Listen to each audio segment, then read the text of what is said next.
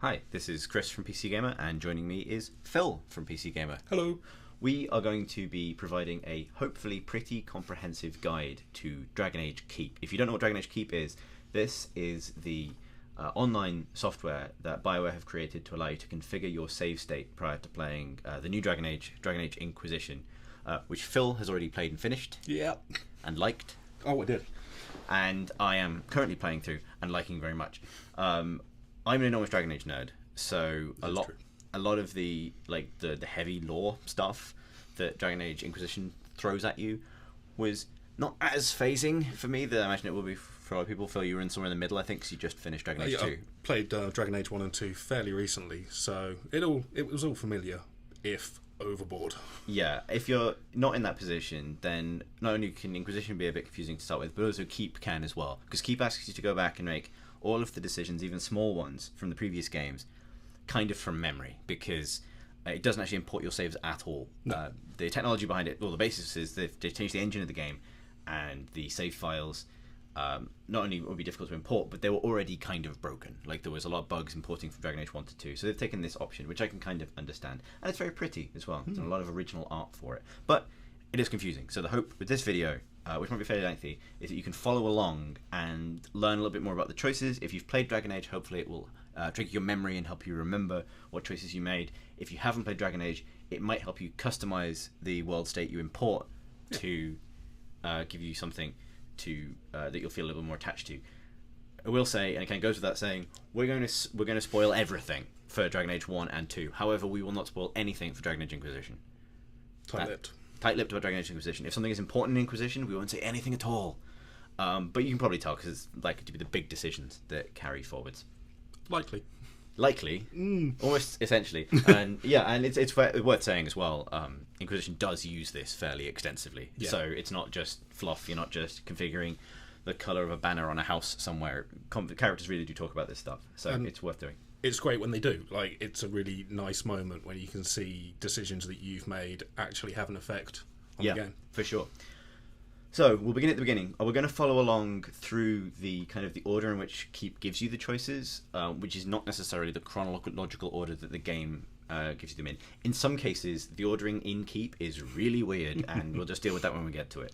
So we'll start off with Dragon Age Origins, and the first decision you make is who was the hero of Ferelden, which is your player character in Origins. Now, if you're going to import a warden, then you can disable default heroes here, and it will show you any wardens you might have had. You'll notice there's actually duplicates of my human noble warden here. That's because if you played the DLC and Awakening, the expansion, it just keeps it records them separately. This is all done through the BioWare social network site, and you can find out more about that on the forums, I think, which are through the beta feedback label. We'll ignore that for now and assume that you're going to use the default heroes. The really important thing here, I would say, is your gender and your origin. Yeah. Class doesn't really make a difference. With that in mind, we should probably talk about kind of what the options are. Dragon Age Origins was, of course, named for its origin stories. They were important. So, the first option here is Dalish elf, which means you're an elf from the woods as opposed to the city where they live under the heel of humans. The Dalish elf origin puts you in contact a little bit sooner with some of the magical stuff that will become important to the game later on. You find an Alluvian.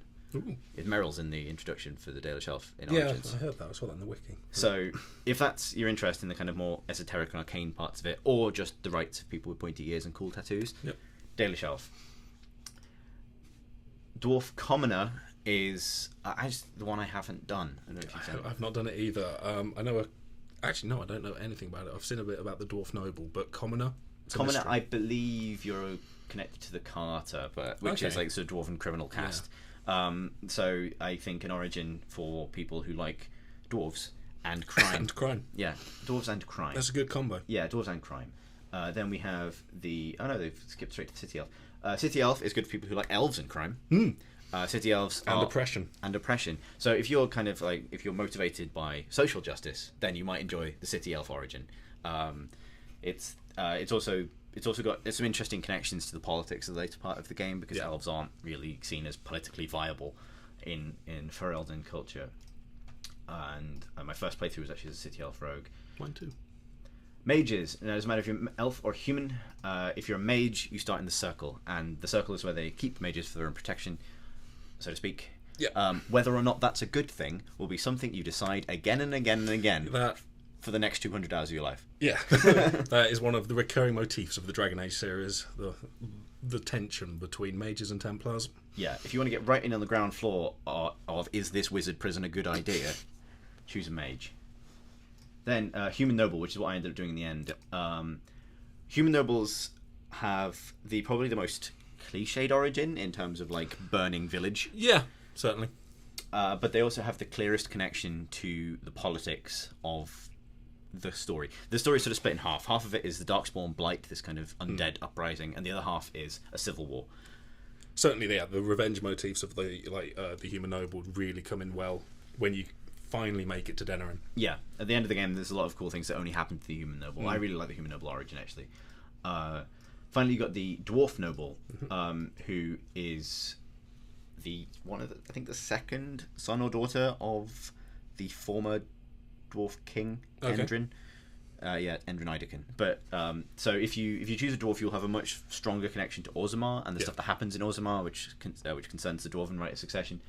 You can also do a baby, which is exciting. That's pretty good. Yeah, we'll get to that in a minute.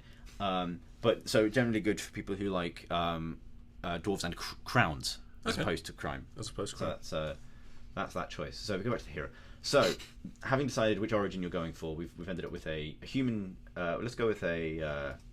What we should do for our playthrough is actually do one to show people how it works. We talked about human noble. We'll do human noble for this. So we'll go with a female human noble warrior. There we go. So Alyssa Cousland is our hero for the sake of this demonstration. Now you pick whether or not the warden survived at the end of Origins. So we've almost immediately spoiled the end of the game.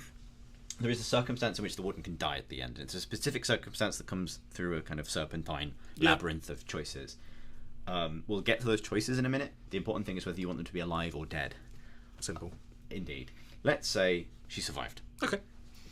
This is it doesn't really tell too much about your warden, although the choices matter. And one of the reasons I did this is because it immediately flags up a contradiction. Whenever you create a plot hole, Keep will tell you off and give you the option to change it. So the rule here is that if the Grey Warden that lands the killing blow on an archdemon dies, there is a way of circumventing that towards the end of the game, but this save state is assuming we haven't circumvented it, and so because we've said the warden survived, someone else has to have killed the archdemon. So this is switched over to Alistair. So we'll say yes to that for now. We might fiddle with that later. We can change all of those things later in a variety of complicated ways. We can.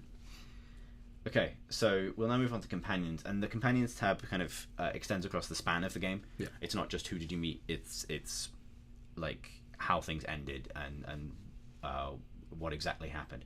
So we should start off by deciding if we romanced anybody. We can romance nobody if that's not your thing. And the options are Alistair, Morrigan, Liliana, and Zevran. So, Zevran is a charismatic Antivan Crow, an elf assassin. It's very funny, kind of charming. If you liked Puss in Boots from Shrek, you'll love Zevran. That's his motto. Yeah.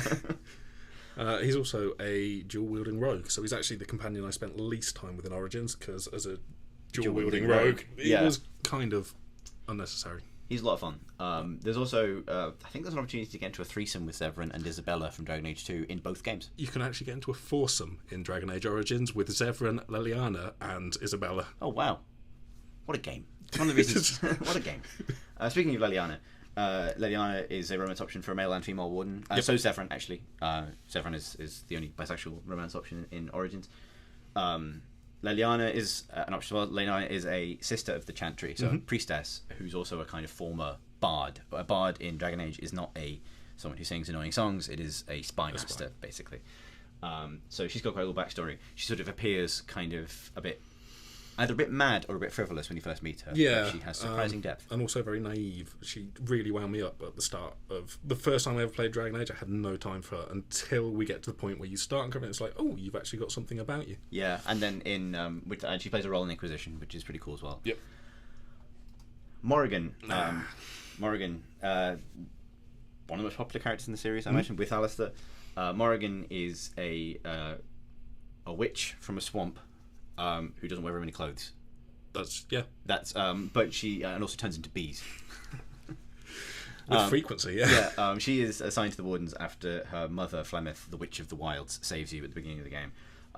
She's kind of acerbic and doesn't really approve of anything nice you do, but is not without her own form of morality, albeit very specific to her.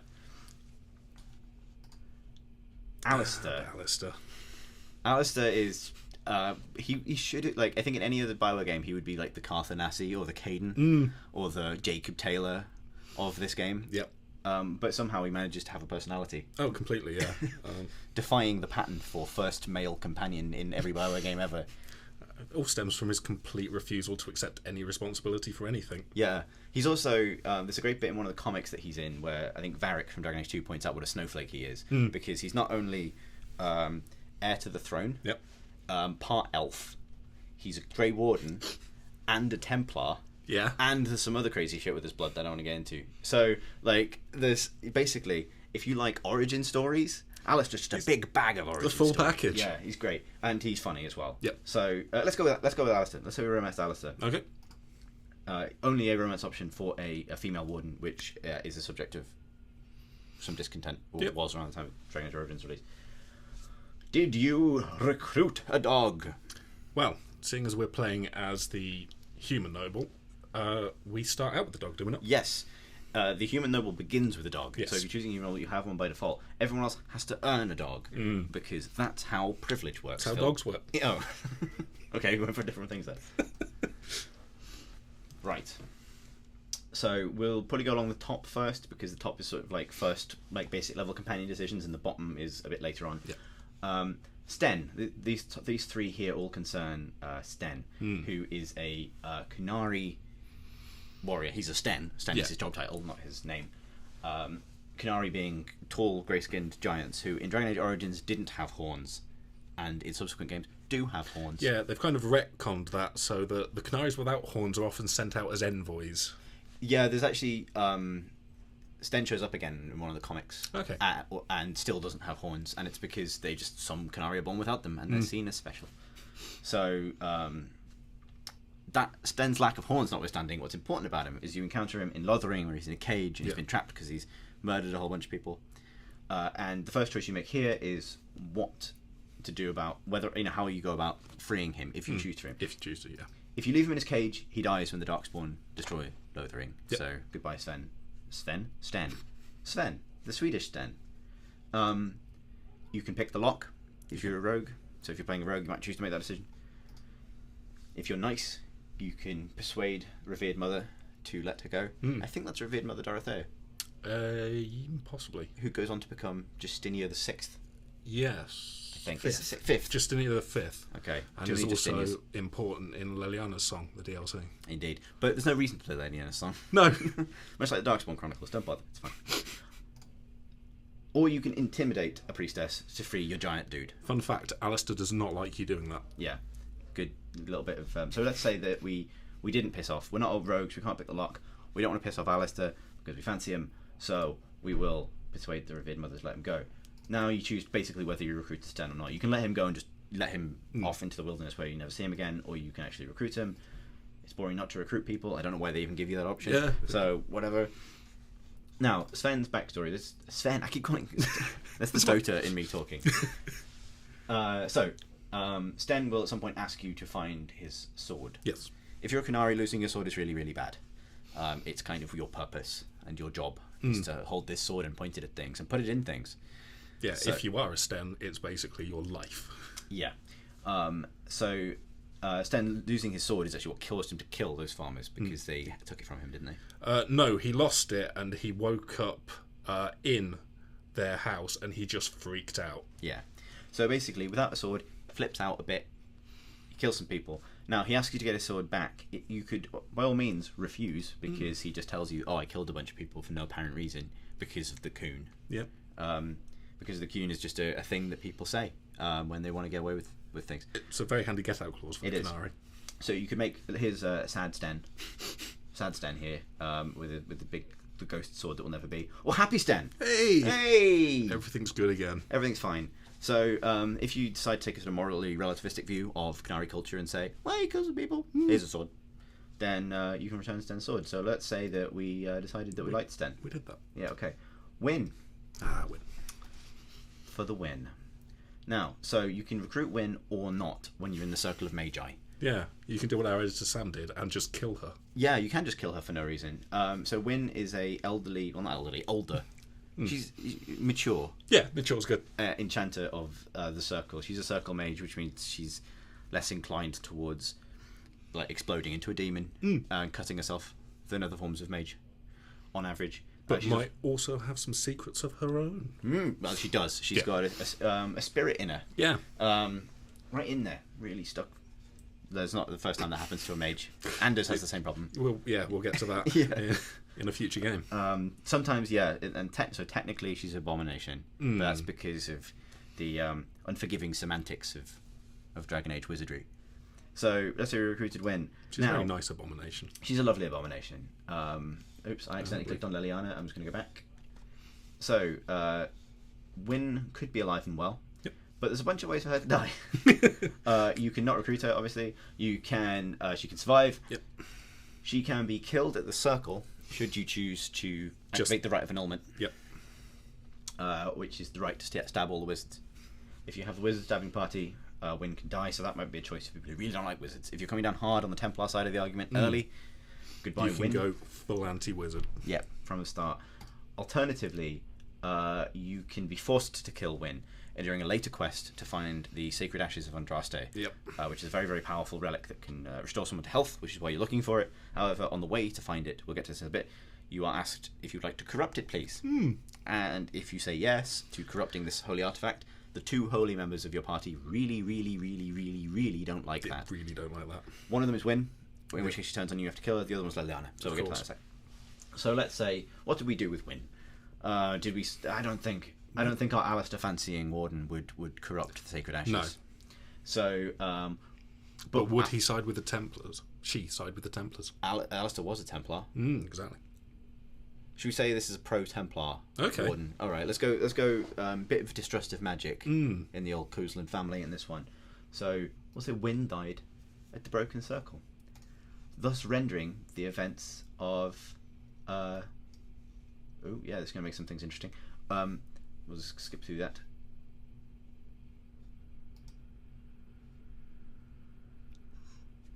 Thus rendering the events of the third novel, Asunder, rather difficult to reconcile with the canon. Oh no. Oh dear. Okay. Let's move down a bit, because we'll get to this stuff in a minute, because the Morrigan stuff is kind of important and complicated. Actually, we can do Leliana now. So Leliana is either alive or dead, much like Schrodinger's cat, which is a problem for the developers of Dragon Age, because they put her in Inquisition. Yeah, there's no equivocation about this. She is in Inquisition. Yeah, I think there is a reason if she survives. So she can leave if you poison the Urn of Sacred Ashes. I think you can just persuade her to go or intimidate her into going.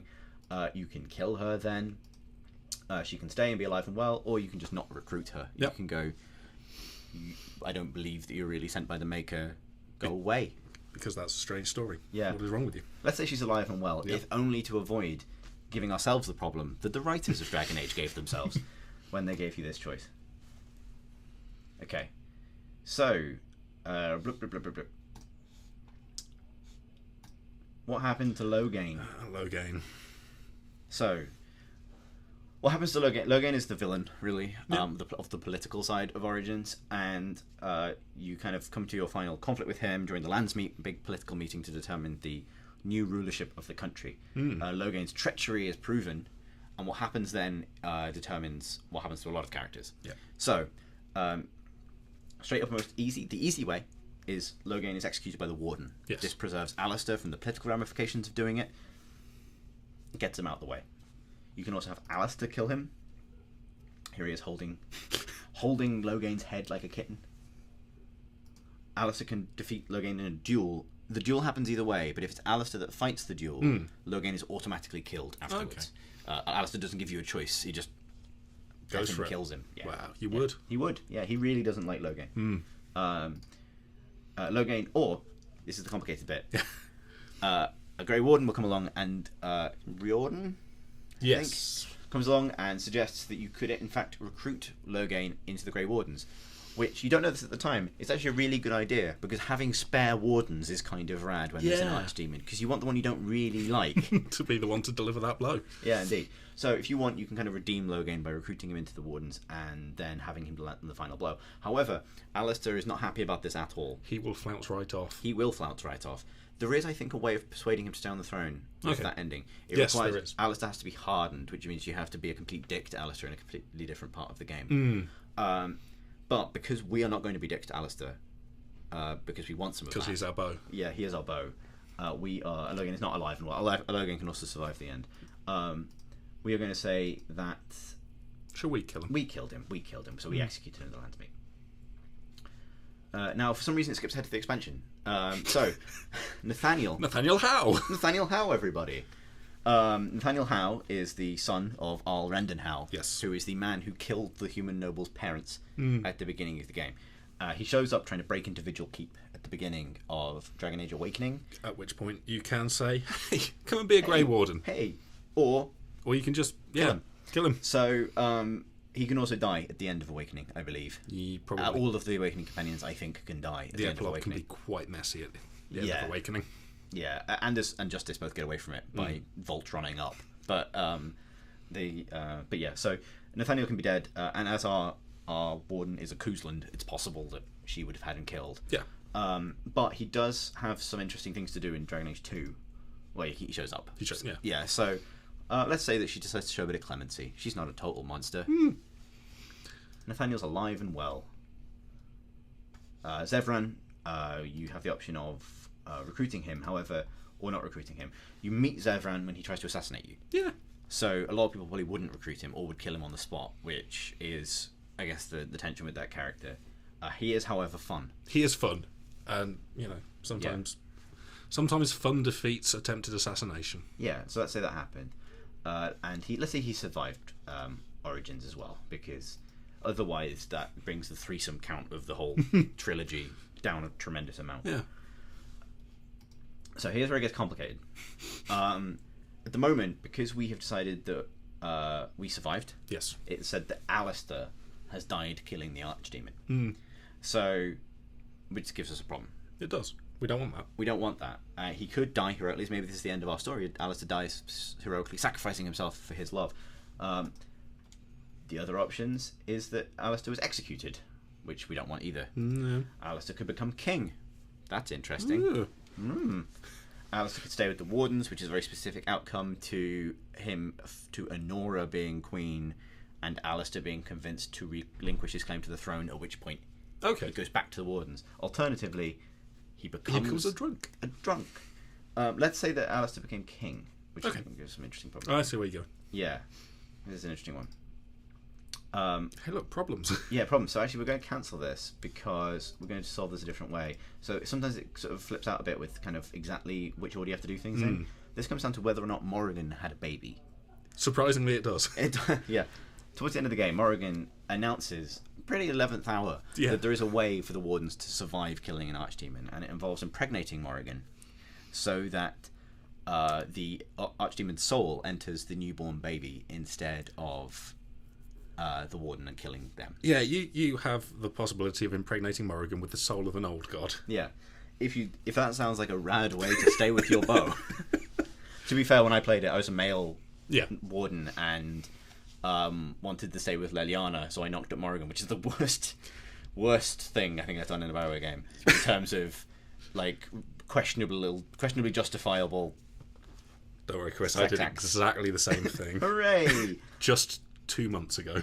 So Morrigan can have an old god baby with a Warden, which means we'd have to retcon it so that our Warden was male. She can have an old god baby with Alistair, with Loghain, or a natural baby with the Warden, which is the one worth bears explaining. This is if you are a male Warden in a romance with Morrigan. Okay. Even if you refuse the ritual, she still has a kid. Huh. Because you already done it in it. Of course. And that's how it works. Now, because we have killed Loghain, and we are not a dude, we have one option if we want this option, and it's to persuade Alistair to go and have sex with Morrigan at the end of the game. In what I remember being quite a funny conversation. It is a funny conversation. Because he does not want to do this. He does not want to do this, especially when he's being persuaded by the woman he loves. But it'll save them both. So let's say that for that reason, Alistair grits his jaw. Literally takes one for the team. Girds his loins. And yeah, so it's automatically changed it to Alistair became king. Yeah. Because we have successfully saved his life. These two decisions, who's king and baby, those are big decisions. Yeah. Here we also decide whether or not Alistair and the Warden were mistresses. Or mistresses? Were lovers. She was his mistress. Yeah. Chris. Right. That's how it works. So, you can remain Alistair's mistress. You can. This is the only option available if you're not a noble. Oh, okay. Because you can't go any further than that. They can break up. Oh. Sad Alistair. They can get married, in which case, because the human is of noble birth, she can become the queen. Or Alistair remains with the Grey Wardens, and they stay together in that way. Now, if we choose at the Landsmeet to create a political alliance between Alistair and Denora, then we're the mistress. We've become a mistress at that point. Yeah. If we want to get Denora out of the picture, we can be queen. This will tie into some of the choices we make in Denerim. Okay. This gets complicated. Do we want to be queen? Yes. Okay, we want to be queen. Yeah. Right, we're queen. We're a queen now. There's no slinking around for the Warden. No. This is finally queen or nothing. Final companion choice, Dragon Age Origins. Did we find Flemeth's Grimoire? Morrigan wants to find out what the deal is with her mother. With her mother, a sensible mother.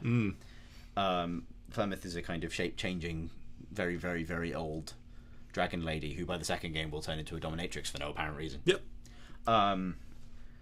So she's asked you to go and steal her mother's grimoire, which is basically like a combination of like diary and tarot deck, I guess. You can say no, in which case you say doesn't acquire the grimoire.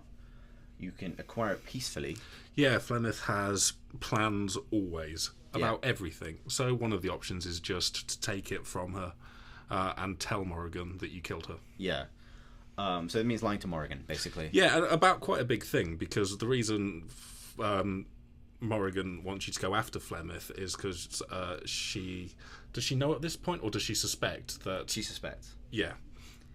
That you've got to... that Flemeth is unnaturally extending her life through her children in kind of gross means. Yeah, so that's bad. So the alternative is killing Flemeth, straight up killing her. Not that will stop her. No, this won't have any effect, but it does mean you get to fight a big dragon. Let's fight a big dragon. We acquire the Grimoire by defeating Flemeth. Okay, so the reason we took a bit of time with those choices is almost the entire game is encapsulated in the companion decisions. We can now go probably pick up the pace a bit for some of the more specific decisions. There'll still be stuff to explain, but a lot of the actual in-mission decisions are either trivial or fairly binary. Yeah. So let's try and do it in a rough chronological order. We'll start with the prologue. Cool. Dead simple. There's a prisoner in Ostagar, in the fortress where you start, who's a deserter. He wants some food, and if you give him some food, he'll give you a key. There's actually a surprising amount of outcomes for this. I would say if you're picking this, the way to go is, if you don't remember what you did, pick what you feel like your warden would do. So you could steal the key from him and give him no food. You could buy food to feed to him. You could steal the guard's lunch. You could no, hang on. That's the stealing guard's lunch. You could convince the guard to share his lunch, or you can just kill him for no reason. Yeah, if you're a jerk. Let's say we're noble. We're just gonna buy. We're gonna buy some stuff. We got money. We've got money. No castle to upkeep anymore. Yeah, exactly. It's fine. Okay. Now, did you cure this dog? So there's a sick Mabari hound. If you're not a noble, yep, this is where you get your dog. Yeah. if you are a noble, I still think you can do this. Yeah, you don't actually... The sick dog is in the pen, but you can't talk to the handler and pick up the quest. However, once you're out in the wilds, you can pick up the healing thing that it needs, and one of your temporary companions says, oh, that's for the sick dog, and you can go and give it to him. Okay. We like dogs. We like dogs. I mean, honestly, I don't really care what you do the rest of the game. Like, this is the important one. Like, you know, this is going to... Like, ending of Dragon Age Inquisition, I imagine that sick dog's going to, I don't know, ride a griffin, come and save you. Basically. Yeah. I don't want to confirm or deny, but I mean, this choice comes down to, are you a monster or not? We're not monsters. Okay, so that's the prologue done. Done. Right, now I'll move on to the quest most people do first, which would be the Isle of Redcliffe. Yeah.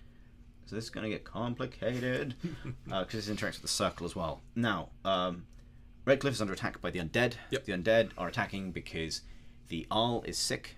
The Arl is basically Earl. Like, the titles in are basically Thane, Earl, Baron.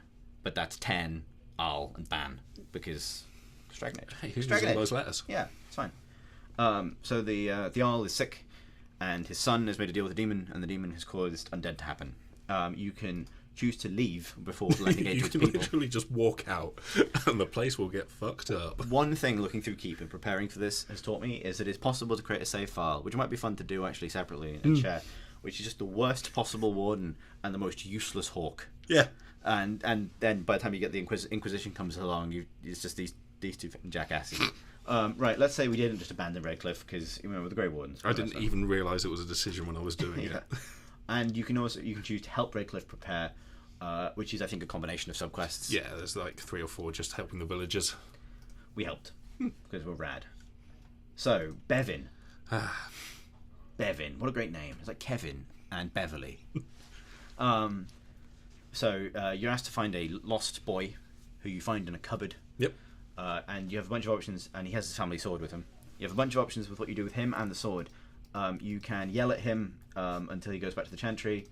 You can free him without finding the sword. Yep. If you find the sword, you can pay him some money for it. Or you can take it, promise to return it, and then not return it because you're a dickhead. Or you can take the sword and return it. At which point you can get the sword back, I think. Or some money for it, maybe. I think he keeps it. He possibly keeps it, but you will get offered a reward that you can take, and people will call you a dick for it. Okay, so I think our warden, being noble, would either return the sword or pay for it. Okay. But given it's a family sword, and nobles are all about, like, family things. Legacy. Let's say we freed Bevin. Okay. And returned the sword. Good job, Bevin. Good job, Keep us. your sword. Owen's daughter, this is a straightforward did you do this? When you finally go to Redcliffe Castle, she's in the basement. You can free her. That's that. Did you do it? Did you not do it? We did it. Yeah. Okay, so... and then we'll go with this. For some reason, this one's on the right. It should really be to the left because these two are the complicated ones. Yeah. This one is what happened to the tavern waitress is actually fairly complicated. Because I think this ends up because the tavern's in Inquisition. So I have no memory of this question origin. So I remember the character. I don't remember her doing anything. So this is when test my knowledge of origins. Yeah. This is when the you are asked to sort out a problem where the tavern either isn't serving the militia or is charging the militia for drinks. Okay. It's when you're helping them to prepare. You can go in and convince the tavern keeper to give the militia free drinks, for example, or pay for the militia's drinks yourself. You also meet this waitress who kind of wants to get out of Redcliffe. Yeah. You can give her some money, which means she leaves to start a brewery. You can simply encourage her to leave, I think, which means she just leaves. She takes tavern ownership, not because you get her the tavern. If you convince her boss to fight, if you kind of berate him for standing behind a bar rather than helping defend the town, he goes off and dies because he's quite old. At which point she becomes the tavern owner. And I think if you do nothing, she dies. So if you don't defend the town, she's gone. So what do you reckon we would do in this scenario? In this scenario, what actually happened was I forgot to go to the tavern and I think she ended up dying. But this warden is less lazy, so well, maybe we would berate the tavern keeper. I think our noble blood would cause us to berate people not standing up and for the pride of their town. Exactly. Okay, so Bella gets a pub. Yeah. Okay, so it's old, right? So Connor is the Earl's son. He's possessed by a demon. Yes. The only way to get into the Fade, the realm of magic and demons, to save him is blood magic. You find a blood mage in the basement, which is where they live, called Jowan, and he suggests a ritual which will require a sacrifice, a human sacrifice, to enter the Fade. Yeah. Which means Connor's mother, Isolde, gives up her life. Mm-hmm.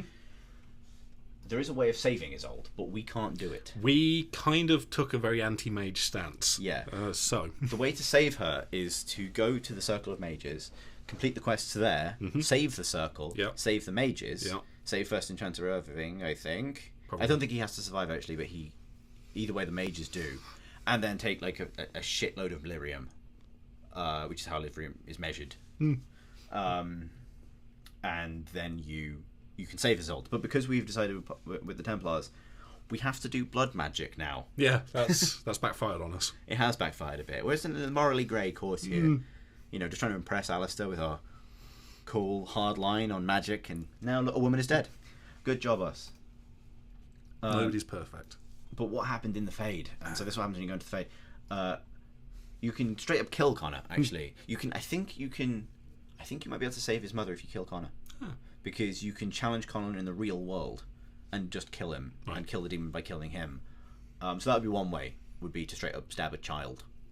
It's an option. It is an option. We can go into the Fade and kill the demon, in which case Connor survives without being possessed, which obviously sets him up for a life of regretting the decisions he made that forced his mother to be killed in the blood magic ritual. Certainly. Or we can make a bargain with the Desire Demon, where the Desire Demon will be able to return at a later date. Given that we're already not really on speaking terms with mages, are we going to be on speaking terms with demons? I don't think so. That seems like a step too far. Let's say we killed the demon. We killed the demon. All right, there we go. But at what cost? At what? Well, at the cost his of mother's life. cost. Yeah, that is that cost. It's explained. Yeah, we've itemised that. That's how much that cost. Okay, so after that, we might as well do the circle now. Actually, broken circles here.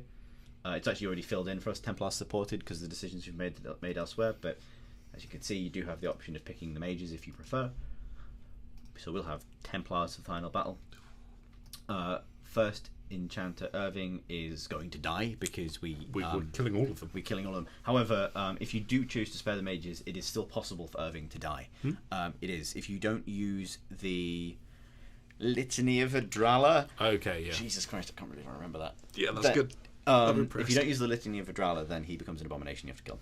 Okay. So, but he died because we just decided that a minor genocide was preferable to rad wizards. Which were, I don't know. I mean, I'm increasingly unsure about this person. And we agreed to Cullen's request. So, that request being, can I kill all the mages, please? Can I kill all the wizards? He said. Yes. So the right of annulment is the Templar's right to purge a tower if it's deemed corrupt. Technically, it is a fail-safe against a mage uprising, but Cullen this is the first time you meet Cullen, and one thing I've always thought about the fandom around Dragon Age is that Cullen's quite a popular character. He shows up in all 3 games, and a quite significant way in 3. Yeah. And he's in Kirkwall in 2, and he's quite dreamy. Is the judgment of Tumblr, I believe. Okay. He's a dreamy Templar. He's got nice hair and a pretty face. But I love that the first thing he asks you to do is just murder loads of people. Oh, what a guy. What a catch. Yeah.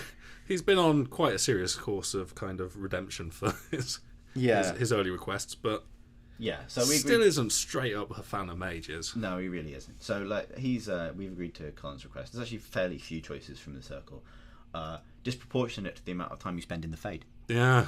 Yeah. There are 0 choices in the Fade. No. There's just, do you want to slog through it? Yeah, indeed. Or download a mod that gets rid of it. Actually, we should also now do the Urn of Sacred Ashes. Yes. Because the Urn of Sacred Ashes is after you've freed Connor from the demon or not, Arleman is still very ill. Very ill. So you have to go find the Urn of Sacred Ashes. And this is what we were talking about earlier. This is when you have the choice to poison it or not poison it. If you don't poison it, you take a pinch of the ashes and cure Eamon. If you do poison it, I don't know what you get. Yeah, how is Eamon okay? Tell me he's okay. I think he dies. I think because he can die. Not only does he die, some people will attack you. Yeah, so Leliana will probably die. Wynn will probably die. You've sided with some dragon cultists on a mountainside. I'm not even sure. For no good reason. For no good reason. Just for the thrill of taking a dump in an urn, apparently. I assume that's what they mean by defile the sacred ashes. I never really looked into it, because I've never taken this option. No. But we're not taking it either. So that's that. Okay. let's do Nature of the Beast. Okay. After that, you go and find the Dalish, Yeah. the nomadic elves, the last of the people. And the Dalish elf clan you find, which is your clan if you're a Dalish elf, is under attack by werewolves. Yeah. Human werewolves, as opposed to elf werewolves. Human and elf werewolves, actually. Yeah, there's some elf werewolves, but mostly human. Yeah, which is a sort of contradiction in terms, because were means man in Old English. Fact. Of course. Yeah. Anyway, you can, but you investigate it. Turns out that the Elven Keeper, Zathrian, has made a deal with. He placed a curse on the humans for attacking the elves, but now the curse is also attacking the elves. This is a lot like an episode of Star Trek, in many ways.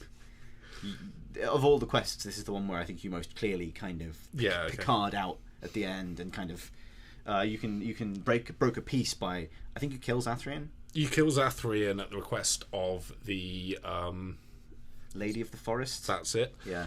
And then all the werewolves stop being werewolves. Yeah. They are cured. So you can kill the werewolves, in which case you broke a peace. You gain the Dalish as an ally. You can side with the werewolves, gain the werewolves as an ally, kill all the Dalish. If you hate elves, go to choice. Or just love werewolves. If you love werewolves, if you like Cullen and werewolves, you'll love Twilight. Or you can side with the elves, which means killing all the werewolves. Yep. You still get Dalish allies. I think we should go for the brokering piece. I think our human noble warden is just the type of person to walk in and patronise an entire group of people into submission. That sounds good. Yeah. Okay. Star Trek ending. So other things. Cammon and Gainer. Minor romantic subquest. Minor romantic subquest time. Yeah. A young elf called Cammon fancies a huntress called Gainer. She's not interested. You can talk her in. You can either not do anything. She's kind of interested, but our young elf isn't yet a hunter, and therefore is not a good match. No, indeed. Very meritocratic, or at least competitive in Dalish society. You can bring them together by helping him prove himself as a hunter and matchmaking them. You can, however, seduce either of them. Oh, wow. Fun times. Yeah, female wardens can seduce Cammon and male wardens can seduce Gainer. And that breaks them up, unsurprisingly. Yeah, that'll do that. So this choice is a lot about how much of a prick you want to be to some elves. We've already got Alistair. We can bring them together. Why not? Spread the love. Elora the Halla. Oh no, Elora's not the Halla. Elora's the person who owns the Halla. A Halla's like a radical magical deer. Yeah. There's a sick one. What can you do? Saved, in which case it looks sort of furtive. Or killed, in which case it turns into a skeleton. It was furtive but on fire. Yeah, indeed. So you can put the Halla down, or you can wander off into the woods and find some stuff. This is one of those, again, just did you do it? Yeah, if you've got any sort of level of survivalism, I think it is, you can basically discern what's wrong. If you don't, I think you can lie.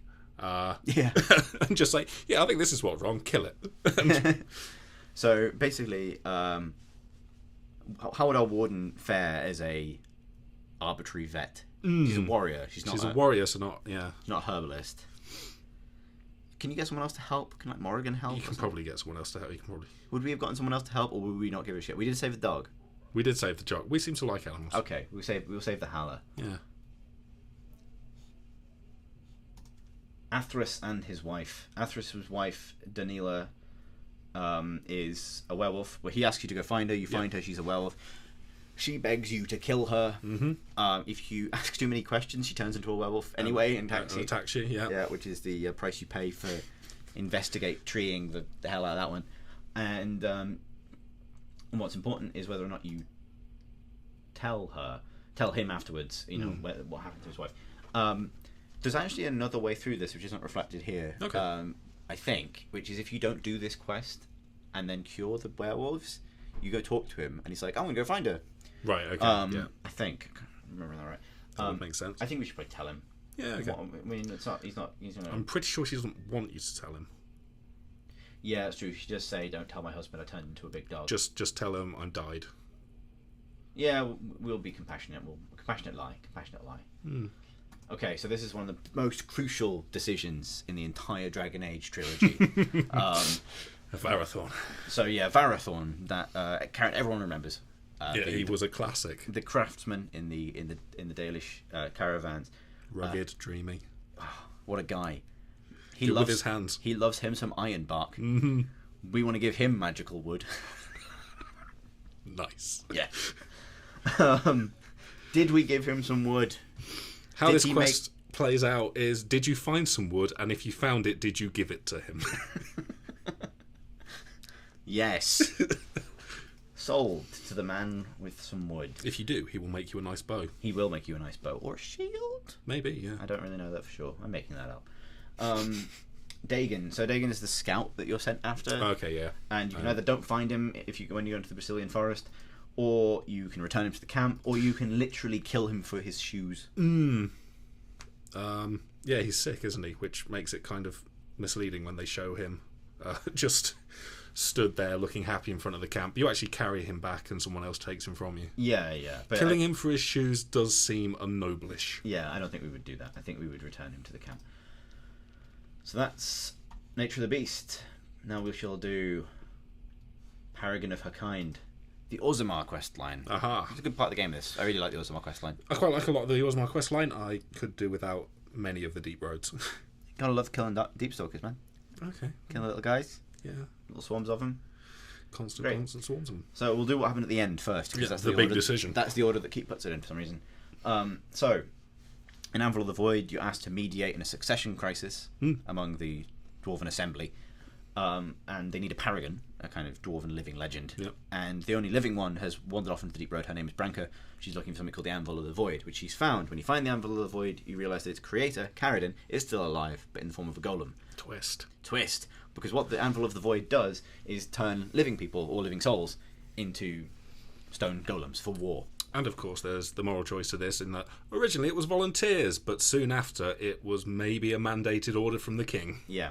So, abuse of power, magical shit, the corruption of the body. It's Origins. almost like it's a Dragon Age thing. Got it all. Yeah. Incidentally, there's an interesting running theme we can probably trace from now onwards through the game, which is there are two key paths to moral health and physical health in the Dragon Age universe. The first is don't be a dick. The second is, for God's sake, don't put that in your mouth. Yeah. Follow those two rules, you'll be fine. You'll be good. But the subcategory of the second one is don't touch that. This is a definite case of don't touch that. Caridin asks you to destroy the Anvil of the Void. Yes. And in doing so, prevent any more golems from being created. Branka asks you to preserve the Anvil so that you can create golems to fight the Darkspawn.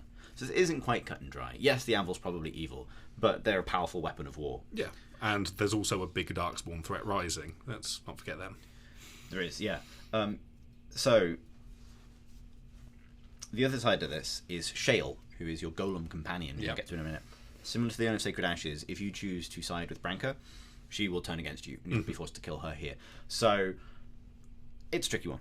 It is. Shale's kind of rad. The other side of this is Ogden is the husband of Branka.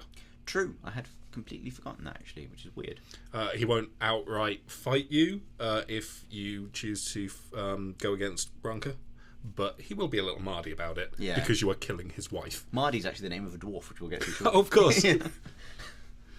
Don't get Ogren's mood mixed up with an actual dwarf. Okay, so there's a couple ways of resolving this. You can persuade Branka to end her own life. You can defeat Branka, and you can side with Branka against Caridin and preserve the Anvil. We've been pretty against dark magic. We have. I think we probably side with Caridin in this one. Also, Shale is a total mensch. Oh, absolutely. So I think we should probably defeat Branka. We won't do this from diplomacy. We're just going straight in. Fighting. Okay. So now we have to pick who rules Orzammar. Now, having the blessing of Paragon, we can pick a leader. Now, the interesting thing here is, politically, Balin is the better choice of the two. Yes, certainly. He is progressive, young. He wants to open ties with the surface. He's willing to help you. However, he probably killed his dad. Yeah. His dad really didn't want him to be on the throne. Yeah, his dad really didn't want him to be on the throne. And if you're a dwarven noble, in your origin story, he not only attempted to kill you, also had you framed. Yeah. So he's a dick. The alternative is Piril Harriman, who is elderly and conservative and wants the dwarves to stay underground, but for all intents and purposes isn't a ding dong. Mm. So I think we would respect lineage in this, but also respect age. Okay. I think we should go with Harriman. What do you think? I'm open with that. Both times I've played it, I've gone with Balin. Really? Yeah. Why? Because he's progressive and wants to open ties with the surface world. All right, we'll go Balin. And I've always gone with Harriman. really, Yeah. Because he didn't kill his dad. well, okay, sure. I mean, as a family of nobles our dad has just been killed in similar circumstances. But what is the natural line of succession for kings? It's killing your dad. Yeah, but That's just how you move up that's how you climb the ranks. all right, fine. Balin rules Orzammar. Okay, so we're getting to the nitty-gritty quests. Dagna is a young dwarf who's fascinated by magic. Dwarves can't practice magic, but she wants to go to the circle to learn. We kind of killed all the mages. We did kind of kill all the mages. So you can either not talk to Dagna, you can refuse to help her, whatever reason. Yes. Like, piss off. You can convince her to stay with her father, who wants her to stay in Orzammar. If dwarves go to the surface, they become castless. Yeah. Because the sky is scary. You can get her to leave to study, but that will contradict what we've said about the circle already. She's not going to turn up to a nice circle. Yeah. So now we just go, oh, you want to go to the circle? We broke Luckily, it. there's a choice for that. Yeah. So, the circle's destroyed. Sorry. Now, Mardi. Hey! We won't be able to pick these because this is Dwarven Noble only. Yep. If you're a Dwarven Noble, you can meet 2 female dwarves, if you're male at the beginning, and sleep with them. And so you can meet them and either have or have not relations with that woman. We didn't encounter her. If you're a Dwarven Noble male, you might have done. If you did have relations with her, when you get back to Orzammar, she presents you with the fruit of that Union. night of passion. And you can either not restore his birthright, because you're a deadbeat dad. Yeah. You can restore his birthright by hovering behind him eerily with a beard. I think that's how that works. Or you can not encounter him at all, in which case he does the George Michael from Arrested Development sad walk. But we didn't have a son. No. Because we are not a dwarf. Not a dude. dwarf. Okay, Thilda's son, Ruck, lost in the deep roads. Ah, yeah, Rock. He's been eating bits of Darkspawn. That's kind of got to him as well. Yeah, which makes you go a little bit mental. Rule 2, Dragon Age, don't put that in your mouth. Yeah, so he's turned into a ghoul, which is someone who's been eating Darkspawn bits. In the deep roads, you've got a few options with how you deal with him. If you're feeling sympathetic, you can let him go and then tell his mother that he died. Yeah. Which allows him to keep eating Darkspawn in the darkness. And also sell you things. Yeah, he was He becomes a shop. A tiny little crazy shop. You can tell the truth, which is pretty cruel. We already lied out of compassion once. We have. You can kill Ruck and lie about it. I don't know. Does Ruck pay you? It's possible the mother pays you. You can kill Ruck and said, I killed him, totally killed him, murdered him dead. Or you can kill Ruck and say that he died heroically. I think this is probably our option because we've done the compassionate lie thing already. Yeah. And we've also done the killing things. Yeah. Yeah, I think that's what we did. Okay.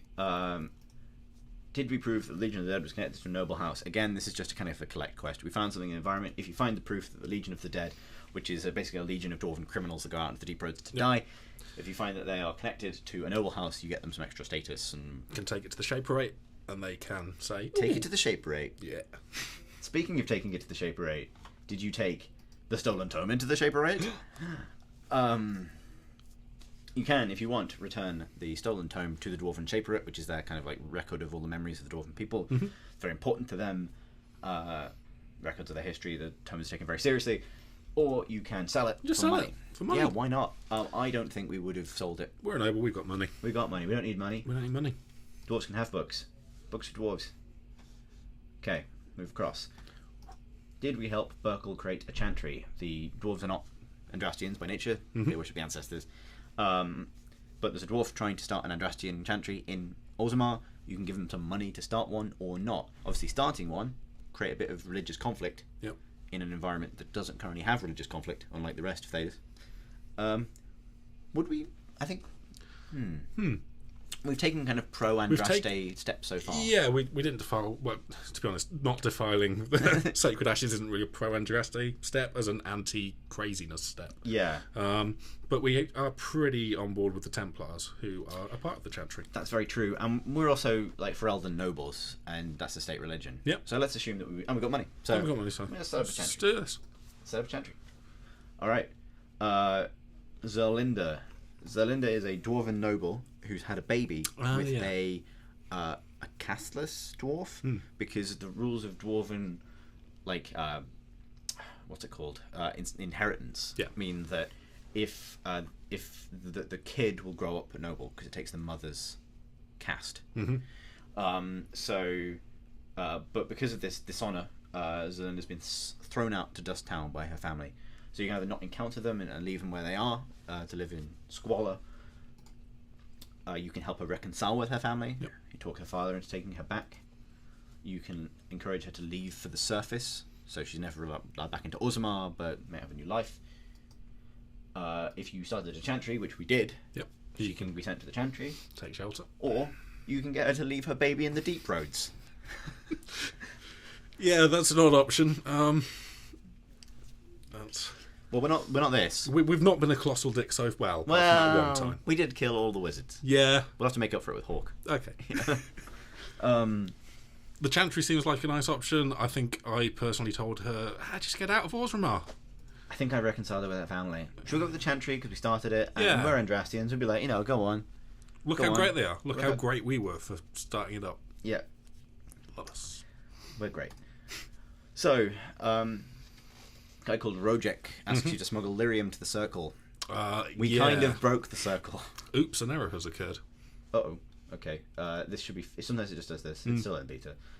We didn't complete the lyrium deal, I think. I don't think we could have, yeah. Yeah. The guy who's hiding in the cupboards in the circle is probably dead. Yep. Orta is a... Oh, okay, it's on this thing. I'm just going to have to refresh the page. Yeah, so just excuse us. Boop, boop, boop-doo-doo. Beta software, everybody. Let's close that. And... Hurry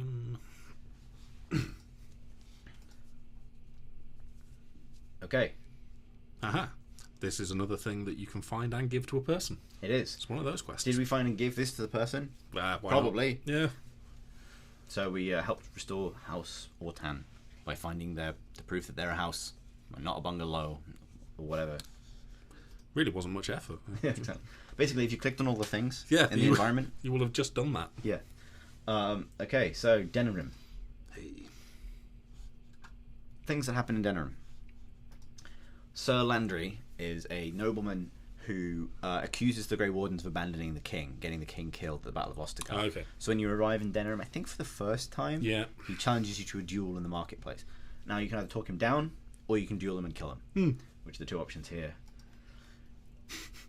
I think we would probably talk him down. We're a noble as well. Yeah. We'd be like, hey, bro. You know.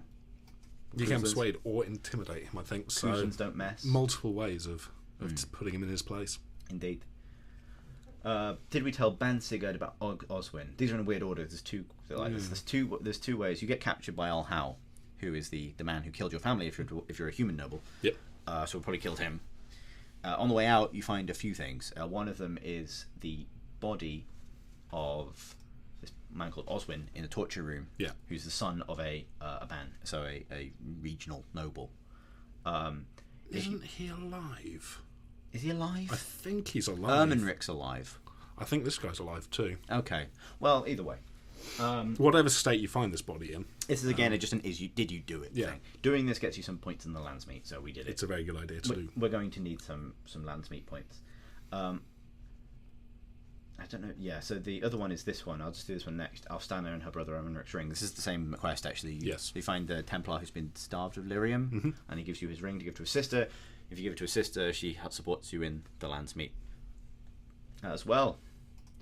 So again, these are fairly obvious choices for any warden. It's just like you would just do this. It's power for you. Are you clicking on things? Yes, you've probably done this. Speaking of clicking on things, when you were in the Frostback Mountains, not defiling the Urn of Sacred Ashes, did you find a scroll? If you did, she fucking loves scrolls, man. She does. She gets very excited over this scroll. Yeah. Alright, Slim Couldry's Crime Wave. Hey. This is actually only given to you if your character has stealth or stealing. Yep. So we probably didn't do it. But if we you were a weren't a rogue, you may have done. And it's a crime wave across Denerim. I can't remember if this is, like... A lot of the kind of criminal things also give you something good. Like, oh, all the people you're stealing from support Logain. You can steal Logain's crown. Which is just fun. Yeah, that's just fun. So just fun to do. If you're a cheeky rogue warden, you might do it. We didn't do it because we're a warrior. And we don't sneak about. We just punch people and kill wizards. You get the name the Dark Wolf. You do. Which comes back in Awakenings. Yes, it does. Yeah, interesting. Clear customers at the Pearl. So the Pearl is the brothel in Denerim. Yep. When you first get there, there's a mercenary company called the White Falcons. They are causing trouble. You can either get rid of them lethally or non-lethally. It's also when you meet Isabella for the first time. Yeah. And potentially have a foursome, apparently. Potentially have a foursome. We cleared some customers out of the Pearl. Don't know why we were in the Pearl. Never mind. Now, Crimson Oars. You only meet the Crimson Oars if you handled the White Falcons non-lethally. Right. I believe. It's kind of the same situation again. Basically. Yeah, so why not handle it the same way again? Kicking mercenaries out of brothels. It's what we do. It's how we roll. For some reason. Master Ignacio is a Antivan master of assassins. Yeah. Who tries to recruit you to the Crows.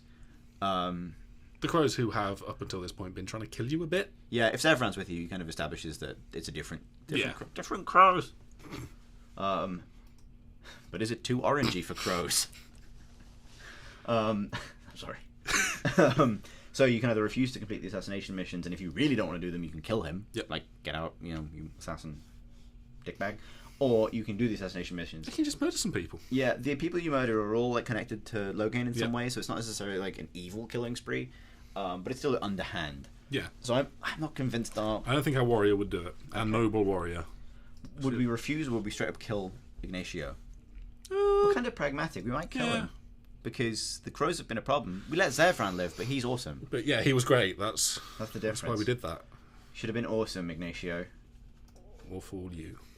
Did the Warden return the worn amulet to the beggar woman? So this is the haunted house quest. Yeah. Where you find a house in the alien age that's full of shades.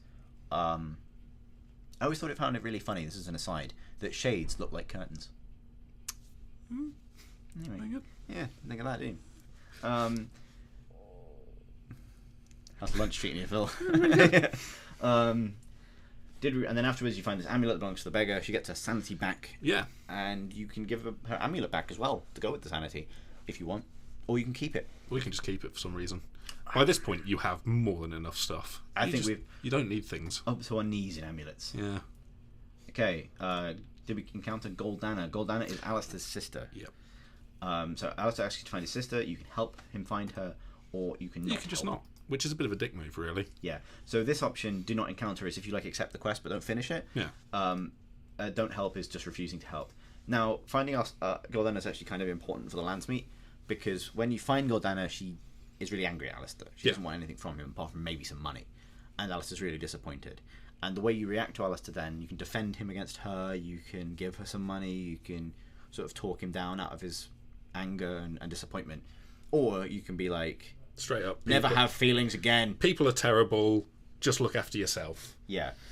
Which is known, without sniggering, as the hardening of Alistair. The hardening process. The hardening process.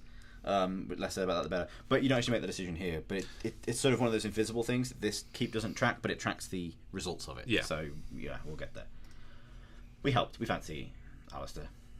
Did we encounter Marjolaine? Marjolaine being Liliana's former... I think lover and mentor. Yeah. Who betrayed Liliana and left her to die, and ultimately resulted in her becoming devout. We probably did encounter her, at which point Liliana will want to kill her, but you can say no. You can say no, Liliana. Be the better bard. Be the better bard. It's hard to say. Or you can say this isn't going to end. Just kill her now. Yeah. What will we do? Again, pragmatic. We'd probably just kill. Okay. A lot of blood on this woman's hands. Yeah. Also, she's wearing a dress, and apparently that's sort of grounds for death based on things we've done so far. This way. Yeah. Okay, so that's Denerim. Moving on to the Landsmeet, which is the kind of big political climax of the game. Only one question here: who rules Ferelden? And it's really complicated. Yeah. It's already set us as Alistair and the Warden, which we've set everything up for, so we'll probably go with this. We might as well go through the other options, because they are many, depending on who you are. Human nobles interact with this in a unique way, as in they can claim the throne as well. Yeah. Any other origin can't, including human mages. Like, you can't, if you're a mage, you just can't. Like, you're a wizard, Harry, and no crown for you. Anora can rule by herself, which is, I think that's the outcome if Loghain dies, but you don't have much power in the Landsmeet. Okay. So it's like, no one will really do anything other than the status quo, but you can get some things around. Maybe Alistair gets sent back to the Wardens rather than killed, that kind of thing. She's not a bad option. Anora's got her head screwed on. She does have her head screwed on. She's all right. I mean, her dad's all right. He just goes a bit wonky. Yeah. You can, if you're a male Warden, you can marry Anora, probably much to the despair of whoever you were romancing before that. Yep. And become, you don't become king, you become like king consort or whatever, prince consort, whatever it is. Alistair and the Warden can rule, which is what we'll go for. Alistair and Anora can rule, which is, I think, what a lot of people picked. This is what I ended up with. This is like the political alliance of convenience. It unites Ferelden, because Loghain's faction is represented by Anora, his daughter, and the cool people are represented by Alistair, Caelan's half-brother. Or Alistair can rule by himself. That could be a disaster. Which could be a complete disaster. So bless him. Bless him. Without spoiling anything, there is a great letter from Alistair if he rules in Inquisition, which is very funny. Yeah. We'll go with Alistair and the Warden rule, which is true as a statement in two different ways. Like it. Yeah. So, the Battle of Denerim, the conclusion of Dragon Age Origins before the expansion. Because Morrigan, is doing a baby. Yep. All of these options are basically just bragging rights. Like, who killed the This is true. Otherwise, at this point, we'd be picking who died. Yeah. Which we've kind of covered from a few different angles already. Yeah. I think we would do the final blow. We would so do the final blow. Yeah, it's like we've asked our boyfriend to knock up our other friend. Yeah. Almost just so we can take the glory here. Yeah, exactly. Okay, yeah, we know how we roll. Yeah. Killed an archdemon. Sweet. On to... We should do the DLC first, because this actually always happens before Awakening. Yes. So the Warden's Keep DLC is about the Wardens finding an old Warden's Keep, where some pretty dodgy shit has been going down. A blood mage called Avernus has been practicing on human subjects to create new magical assistants for the Wardens to fight the Darkspawn, I believe. Yeah. Yeah, he was trying to capture demons and use them. Yeah. Bad things happen. Yeah. They committed the rule, don't touch that. So this is the outcome of this. But the commander of the base is called Sophia, and she's possessed by a demon. Yeah. And I can't remember what she asks you to do at the end exactly, but I know it's really bad. Yeah, no, that's a good question. I think letting her go involves letting the demon basically go as well. Yeah, they just want to explore the world, I think. Yeah, the demon wants to go to explore the world in Sophia's body. Yeah, that's it. That's a bad idea. Just FYI. Don't let demons do what they want. You can kill both Avernus and Sophia. You can kill Avernus and let Sophia go to do whatever, just do demon things. Yep. You can slay Sophia and allow Avernus to continue his research however he wants. His research being mad. So, mad, yeah. You know. Or slay Sophia but allow Avernus ethical research. Yeah, just say don't do that. Yeah. Don't do that. Yeah, exactly. He's only allowed to experiment on like grapefruit or something.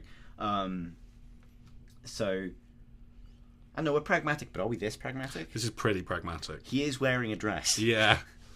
Yeah, I mean, I think we know what's going to happen. I think we're going. Everybody's going to die. I think we're going to Death Town. But if you're a more pragmatic Warden and you wanted those advantages, then you can allow him to continue his research. Yeah, I definitely did that. You get a whole letter from him in Dragon Age 2. Oh, I must have missed that. Yeah, or you find one and deliver it to the Wardens. At the end of Awakening, you can get some bonus blood magic powers. It's a don't put that in your mouth choice. It is the don't put that in your mouth choice. You can consume a concoction that will give you some bonus powers, which like life drain, vampirism, and stuff like that. I don't think we would do that. Probably wouldn't do that. We've killed too many wizards to drink the stuff now. No Kool-Aid for us. Oops. Okay, so that's the Wardens Keep DLC. Stone Prisoner is when you meet Shale. This is a DLC character. Well worth getting. Both, actually, I think, with the exception of Darkspawn Chronicles and Liliana's Song, all of the DLC for Origins is worth playing. Oh. Witch Hunt isn't very good. No, that's a problem. But narratively, it's important. It's important. It's not great.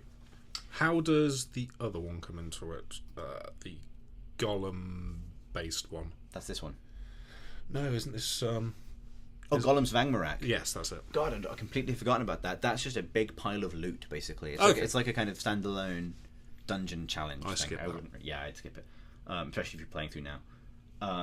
So what happened to Shale? Obviously alive. Shale can die when the warden had it right. I like that Shale has a skeleton in this art. Like, does golems have skeletons? I don't know, because if they were former dwarves, how would you extend the... Look at the size of her bones on her arms as opposed... Look at this. Her pelvis is like 8 times bigger than her head. Anyway, that notwithstanding... This hasn't been part of your lore yet. We did we destroyed the Anvil of the Void, so Shale would like us. Yeah. I think we should... And Shale is great, so let's... Shale's alive and well. Yeah. This is a quest about a possessed cat that's in turn possessing a little girl. Because cats, and it involves some puzzles and debating with a demon. It's kind of annoying, but and another bargain with a demon, and there's a couple of different combinations of things that can happen. I suspect we'd probably just kill everything. See, little girls don't have skeletons, but golems do. But golems do. Yeah, I mean, I love this art; it's great, but inconsistent skeletons. There is a way of. There is a happy ending. Yeah, with both the girl and her father still alive. You kill the cat. We have been really good. Before the cat possesses the girl. Yes, that's right. We've been good to animals so far. Yeah. But is this an animal too far? We've been bad to demons, but good to animals. I mean, how does this conflict resolve now? I would argue that we've killed too many wizards and sided with too many Templars to not kill this To cat. ever go back, yeah. Yeah. We would probably do that. This comes down to a lot of... I mean, this is actually... Even though there's a lot of options here, this is actually more to do with how you finessed the quest at the time. Yeah, really than it like is. a moral choice, because this is just the good outcome. So let's say we got the good outcome because we're rad. And yes, we recruited Shale. That's just a straightforward binary option.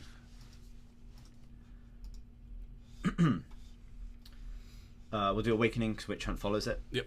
So, a few big choices in Awakening, including this one, a biggie. A real biggie. So, the Architect is a talking, intelligent Darkspawn emissary. Yeah. Who is a prominent character in the second novel. Okay. Yeah, where he tries much the same thing as he tries in Awakening, with much the same results. Okay. But he knows more about what the Darkspawn actually are and their connection to the Grey Wardens. And he's the villain for most of Awakening, but at the end, he proposes his plan, which is basically to end the Blights. Yeah. If functionally an alliance between the Darkspawn and the Grey Wardens to free the Darkspawn from their compulsion to find and resurrect archdemons. That's a big leap of faith. It's a big leap of faith if you want to let him go. Yeah. So you have the option to kill him or not kill him. Obviously, if you kill him, you are removing the danger he poses. Yeah. But you're also removing the potential that he's telling the truth and that he could help. Yeah. If you let him live, you are taking a gamble that he's not going to make things worse. It's worth pointing out, and you don't notice when you make the choice, he has already made things worse. Yeah. He made things significantly worse. You find out immediately after sparing him that he is directly responsible for the blight you just stopped. Yeah. Because he was attempting to awaken a Themiel. In his fairness, it was a mistake, but still. Yeah. He committed the crime of don't touch that. Yeah. With an ancient Tevinter god of beauty. Really shouldn't have touched that. Shouldn't have touched that one bit. Yeah. What do we do with him? I think we would probably kill him. I think we I would. let him live. But, Me too.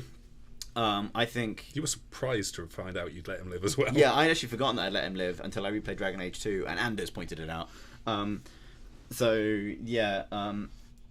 think we would have killed him. He is kind of a wizard. He's part wizard. Yeah, he's part wizard, part thing that our job is literally to kill. So, he's the worst of everything, really. Yeah, okay. Goodbye, Architect. I hated you in the Matrix. What do we do at the end? So at the end of Awakening, the Wardens have a choice to protect either Vigil Keep, their stronghold and biggest military asset, or the city of Amaranthine, which is full of innocent people. Or both. The both option is if you kind of ace it, like you get all the right choices in terms of the political stuff you do all the side quests and get all of the upgrades for everything, and you afford every advantage you possibly can by kind of maxing out everything. So if you kind of play that maxes everything out, this is probably what happened. I think ultimately our warden would probably stand with the people. Yeah. Because she's a hero. I mean, she's killed a lot of wizards. Yeah, I mean, there's been some dark moments along her career. Some things that might be politically... Yeah. And the time that she made a demon god baby because she didn't want to break up with her boyfriend. Also, that happened, Yeah. didn't it? But, I mean, you get to Amaranthine and the decision is literally, do you want to burn this place to the ground? There's still innocent people here. Yeah, exactly. It's not like you just don't protect it. You actually actively decide to destroy it. And I don't think we'd do that. Amaranthine. Yeah. Okay. Ogren's recruitment thing is in Awakening for some reason. I think it's because it's possible to place two different wardens in Origins. The one that you can do most of the decisions isn't a warden that then dies, and then this wasn't originally possible, but they've made it possible with Keep, where you then play a second warden. Okay. Like an Orlesian warden that comes in to take over after the death of the warden commander. But I think that's why Ogren's been moved into here. Okay. See if he knows that warden. I don't know if they're actually maintaining that. If that's still the biggest outstanding plot problem in Dragon Age. So what happens if the warden dies? Yeah. Because the Awakening stuff is unanswered. Anyway, Ogren. We've made too many jokes about Mardy to not recruit him.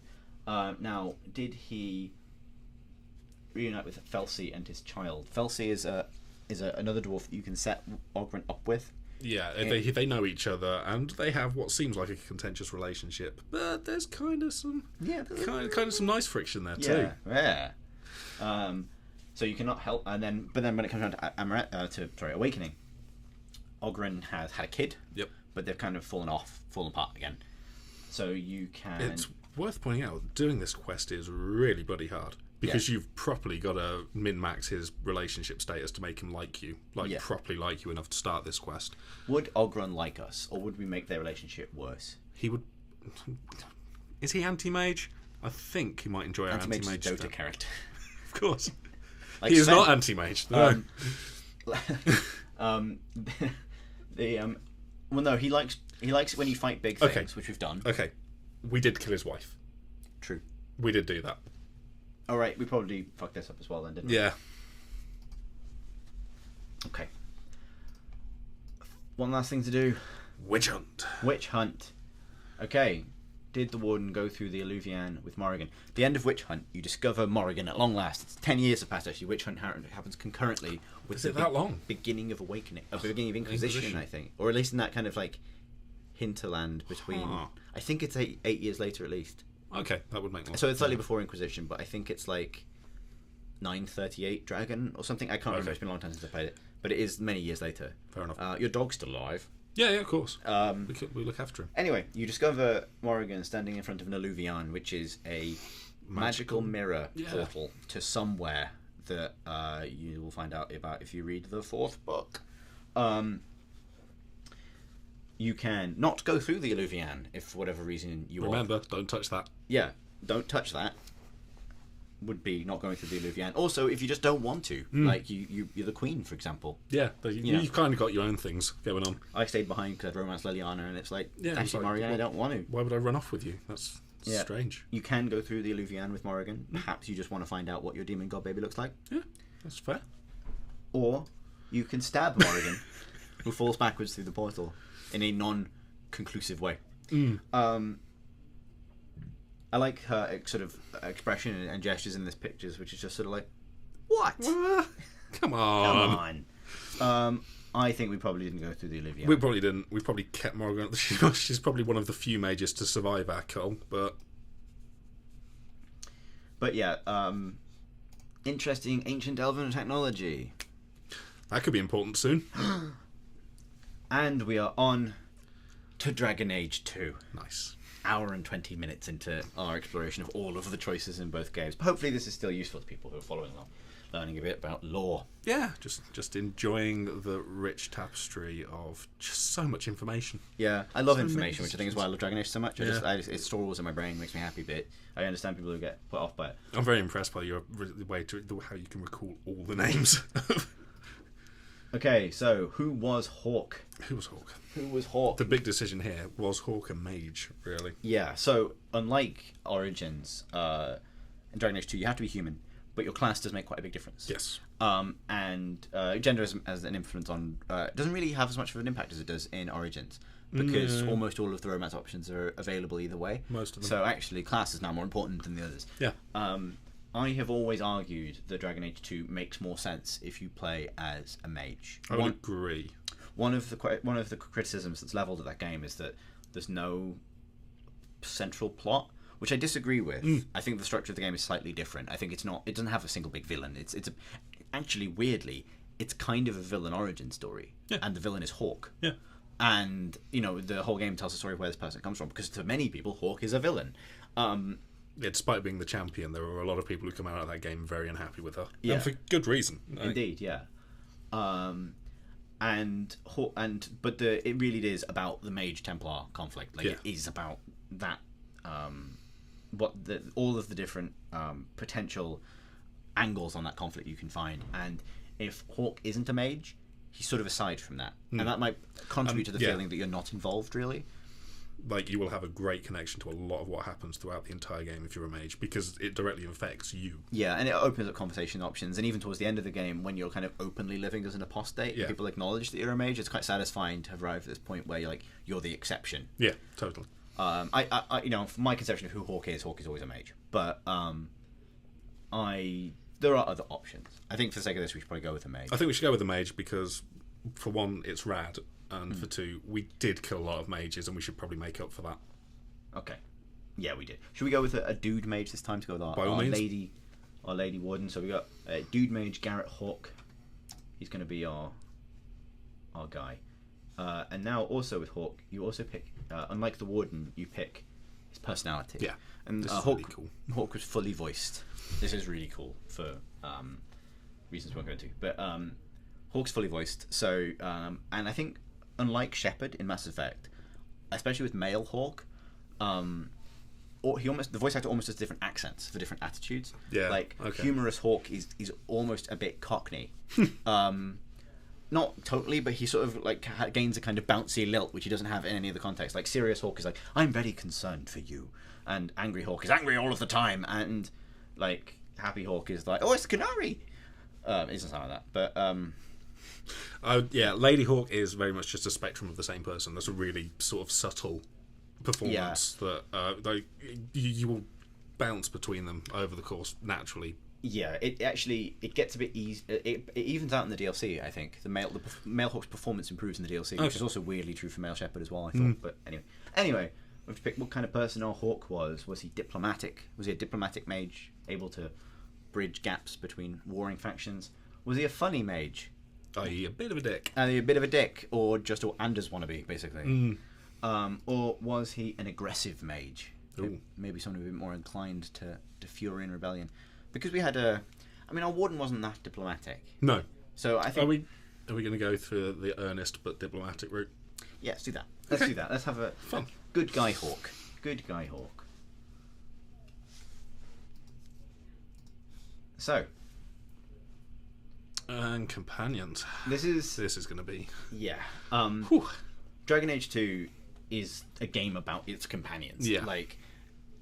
It's deficient in a lot of ways. Like, in environments, the combat system are all not great. Like, as an RPG, it loses so much of what made the original game interesting as an RPG. What it gains is this amazing group of companions. That it's a much more kind of intertwined set of relationships than BioWare have ever done elsewhere, I think. And the extremes of what can happen with them are quite... Like, the idea of... They don't just leave your party if you upset them, because they become your rival more. Yeah. That's a very nuanced system. It is, and I think the key to seeing what's great about Dragon Age 2 is how much you get into this group of people, how much you like about them. So with that in mind, we'll crack on with romance within the group. So our male Hawke, who did he find love with? Who's he monking? Could be Anders. Like kind of doomed romance between two mages on the run. Yeah. Rebel mages fleeing from Templar superstition. One of them liable to get angry every now and again. Yeah, it's like Brokeback Mountain, but with wizards instead of cowboys. It's a good image. Yeah. Trying to think of a pun there. Frostback Mountain? I don't know. Moving on. Brokeback Chantry? Or Fenris. Yes. A rad gothic elf with a cool voice. Who really, really, really hates mages, except maybe you if you are very nice to him. Yeah, if you're nice to him, you give him a cool sword, you help him out. You let him rip the hearts out of a few people. Yeah, he's great. Fenris is awesome. Yeah. Isabella, honestly, one of my favourite characters in the entire series. Definitely. Isabella's so cool. She's genuinely funny and genuinely one of the funniest characters in the game. It's just, at every possible opportunity, put her in a party with Meryl and just enjoy yourself. Or her and Aveline is amazing as well. Oh, yeah, that's a good one. Her and Varric is really good. Her and Carver is really good. She's just put her with anyone. Just have her in... Have her. We could pick her. We probably should. This is almost exactly what I did in Dragon Age 2 so far, actually. But, yeah, no, Isabella's wonderful. Meryl. Sweet Meryl. Meryl is the only adorable blood mage. Yeah. Like she's like a gremlin in the, you know, it's like, what are they called before they're gremlins? When it's like Gizmo, the adorable little. This is the worst analogy of my life. Yeah. Oh no, you've posed me a last God. question. We'll come back to that. We'll shout it randomly. And... Put it in the comments. What are the cute ones called in Gremlins? Anyway, she's like one of them, but after midnight she turns into a blood mage and tries to fix a big mirror. Yeah. It's fine. Or Sebastian, who actually you can't romance if you're male. He's the only one you can't romance if you're... Isn't he also tied to DLC in some way? He's a DLC character, and he's boring. I hate him. I ended up with him quite high up the friends list, but it wasn't for lack of trying. I wanted to disappoint him at every possible opportunity. Yeah, I think just by being polite to Sebastian, you stay friends with him. He is a lot like that friend you can't shake from university. I mean, he's not terrible. I mean, he's like a rebel prince that is also a priest.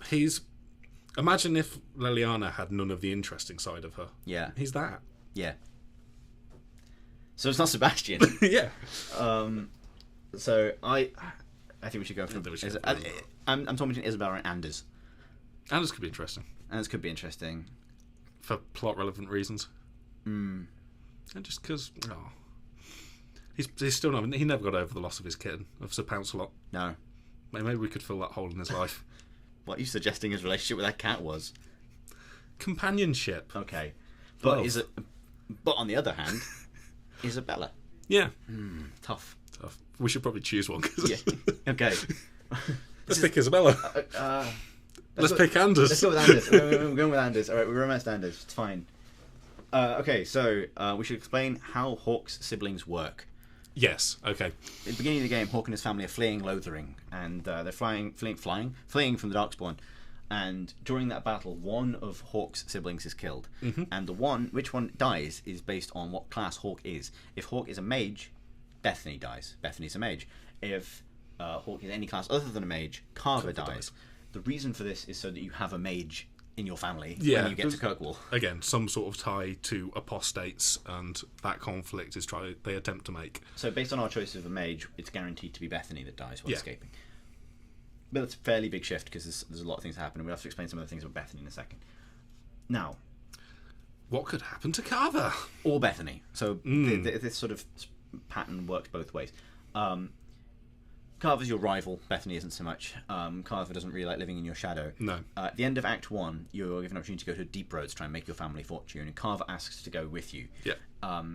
If you let him, your mother begs you not to let him go. Yeah. If you let him come with you to kind of patch up your relationship, he's happy, but also he gets it in his mouth, doesn't he? He gets Darkspawn blood in his mouth, which is the one thing you don't do. Has he not been paying attention to Origins? Exactly. He gets the infection, which is when you get like Darkspawn blood on you or in your mouth, and you start to die because Darkspawn blood is incredibly toxic. Yeah.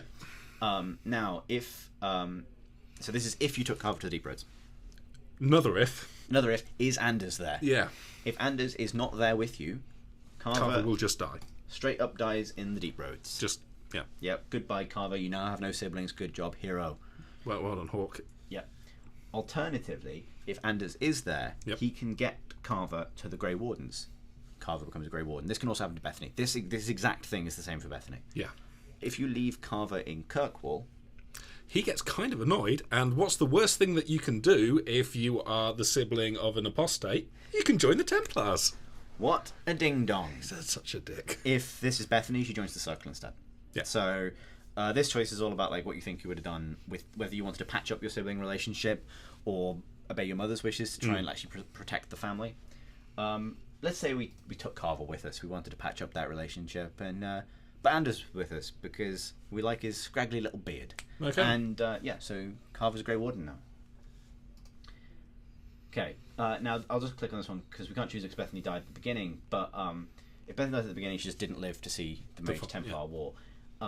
Most of the time, she'll survive the final battle if she's a circle mage. Right. However, this is literally the worst thing Hawke can do in the entire game. If Bethany is a circle mage, and Hawke sides with the Templars, then Bethany will initially not join him. She'll join Orsino instead. Yeah. After Orsino turns into an enormous multi-corpse flesh monster for no reason,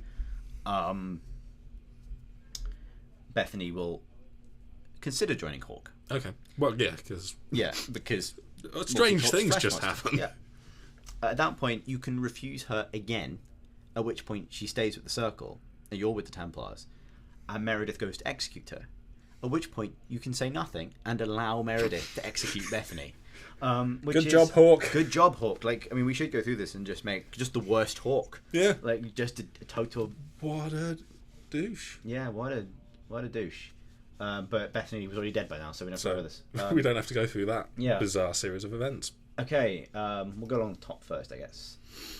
Did we recruit Isabella? Yes, Hell obviously. yes, we did.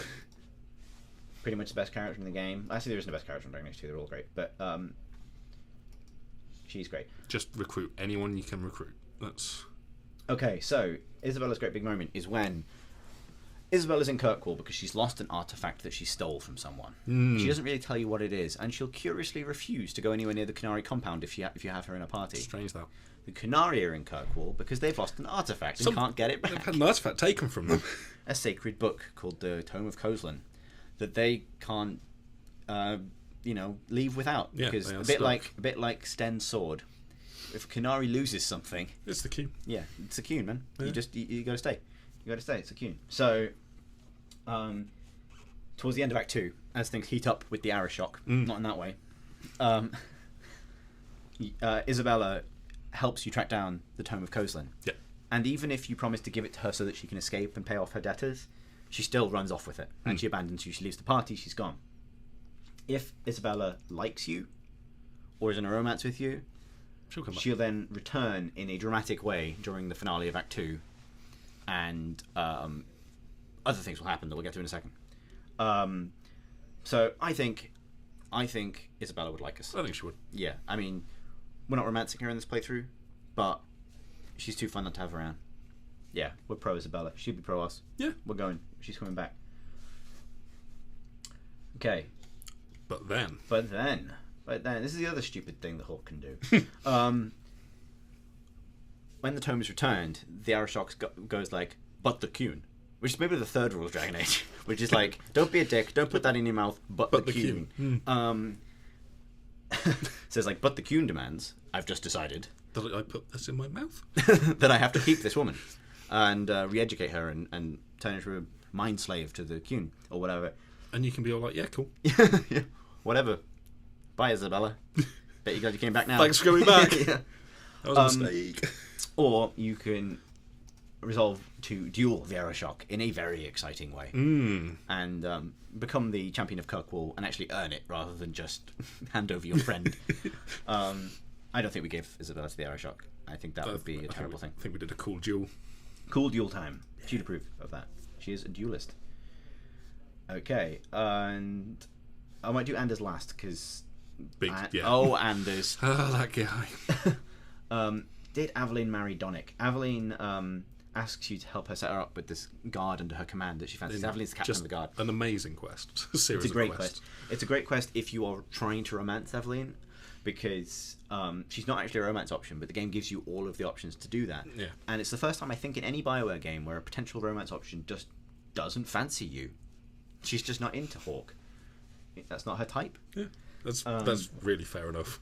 I think we would have gotten. I think, well, we're with Anders. I think we wouldn't stand the way of Aveline and Donnie. It's also worth having this happen because Isabella probing Aveline about her sex life is some of the best conversations in the game. Dynasty 2 is weirdly dirty. Yeah.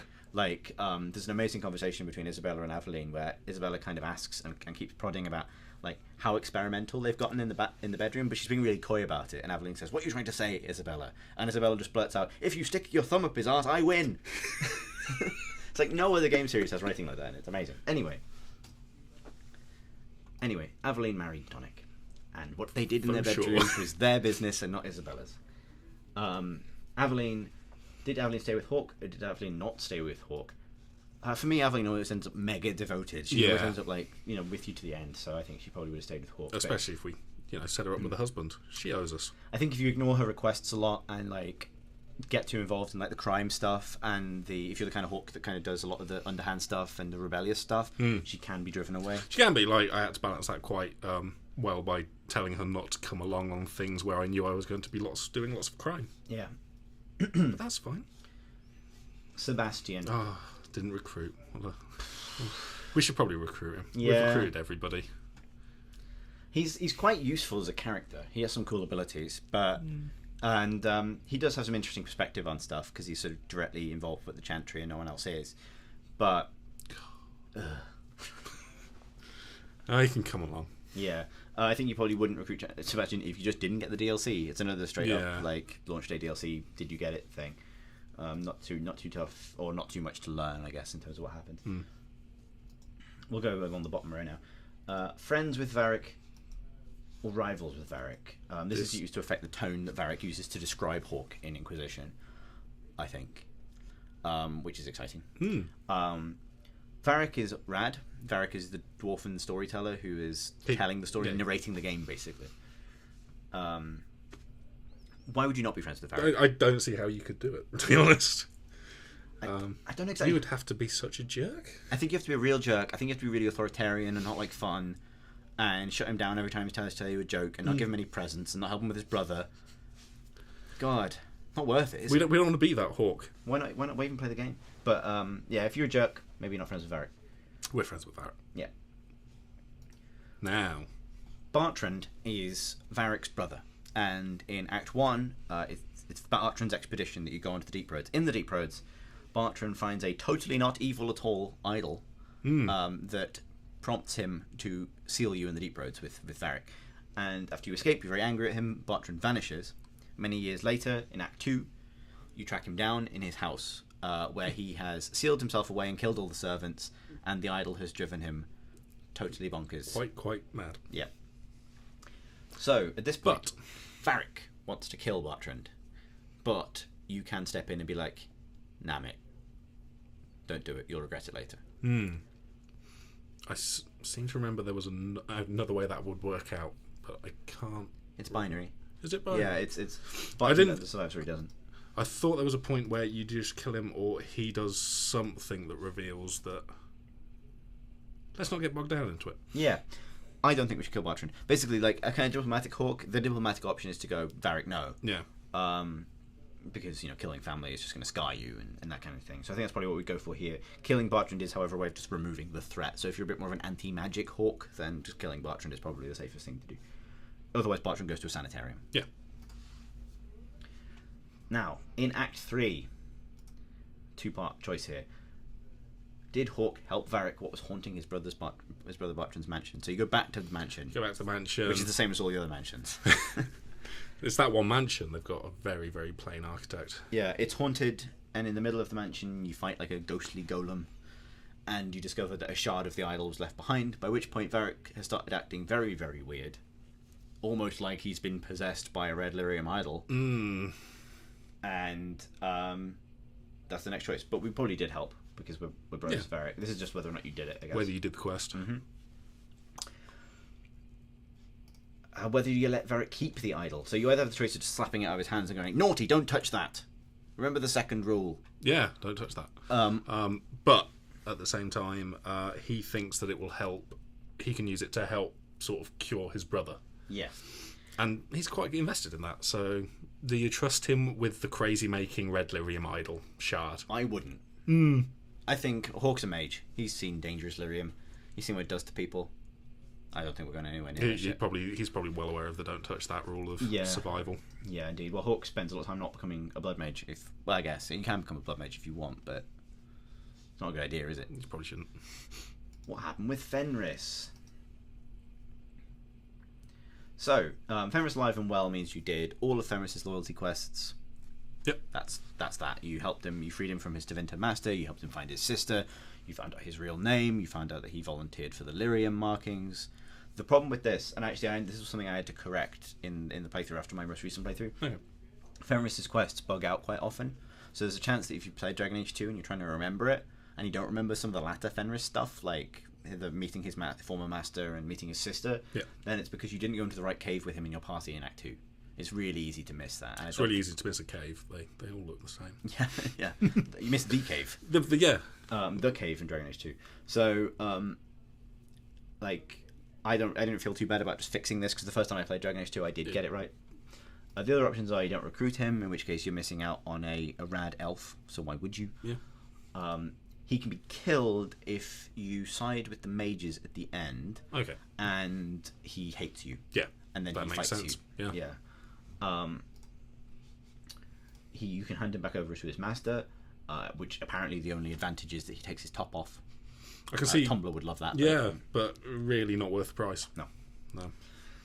But again, if you are a dick, there's your jerk. If you are awful Hawke, then... yeah, awful Hawke, awful Hawke, the worst Hawke. Fenris alive and well but still pursued is kind of what I got by having the quest bug out. Yeah, which is where you get to like Act 2, but then you don't do any more quests for Fenris. So he just hangs around, and he can even stay loyal and stick with you at the end because you can get his reputation up. Yeah, but you just don't do his quests, so he's technically still got like slave hunters chasing him. I think we would have tried to prove ourselves to Fenris. Yeah, we would. Okay. Let's say Fenris is alive and well. Meryl. Meryl. Oh, Meryl. Meryl. Meryl. After being expelled from a clan, this is actually Meryl Saber Hawke just means did you recruit Meryl? Like, okay. This is actually dead straightforward. This one. So if you did recruit Meryl, that's a yes. You shouldn't recruit Meryl. You shouldn't. You should. You should. She's fun, but but she can die if Hawke sides with the Templars at the end, similar to Fenris. Otherwise, she lives. Let's say that she lives because we're very unlikely to side with the Templars in this run. We're doing Anders.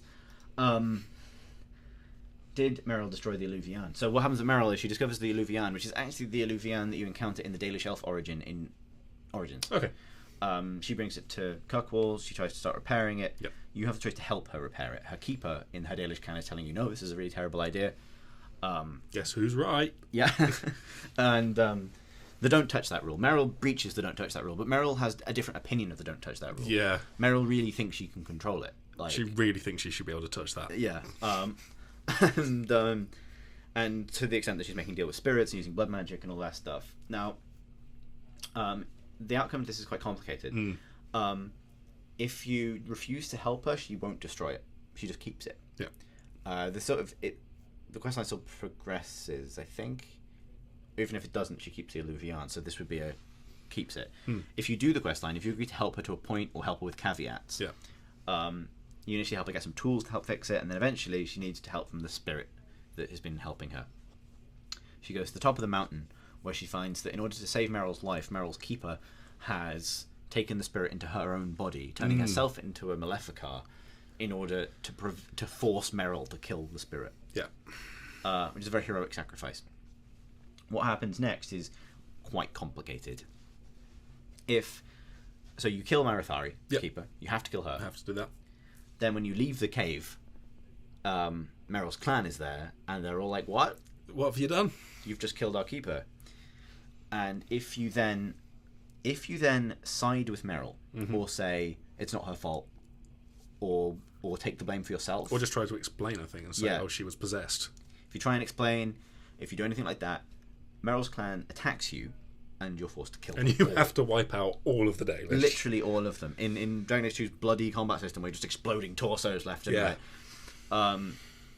However, at that moment, if you then blame Meryl, if you then point the finger at Meryl and say, she's an idiot, which Meryl, is kind of true. It is kind of true. She broke the don't touch that rule. Then they just get angry with you and let you leave. So, but if Meryl, and then when you get back, Meryl's obviously distraught. She's absolutely shattered by this news. If she's in a rivalry with you, Yep. she then shatters the Illuvian. Of course. Because she's like, I'm an idiot. She accepts it. If Yeah. she's your friend, Hawke support has given her enough confidence to think she can still do it. She can still touch that. Yeah, she can still touch that. It's a really interesting example of the kind of the positive path, the friendship path, actually causing the bad result. Yeah. Because the last thing you should do to Meryl is give her confidence in her terrible ideas. But what's our Hawke's relationship with Meryl?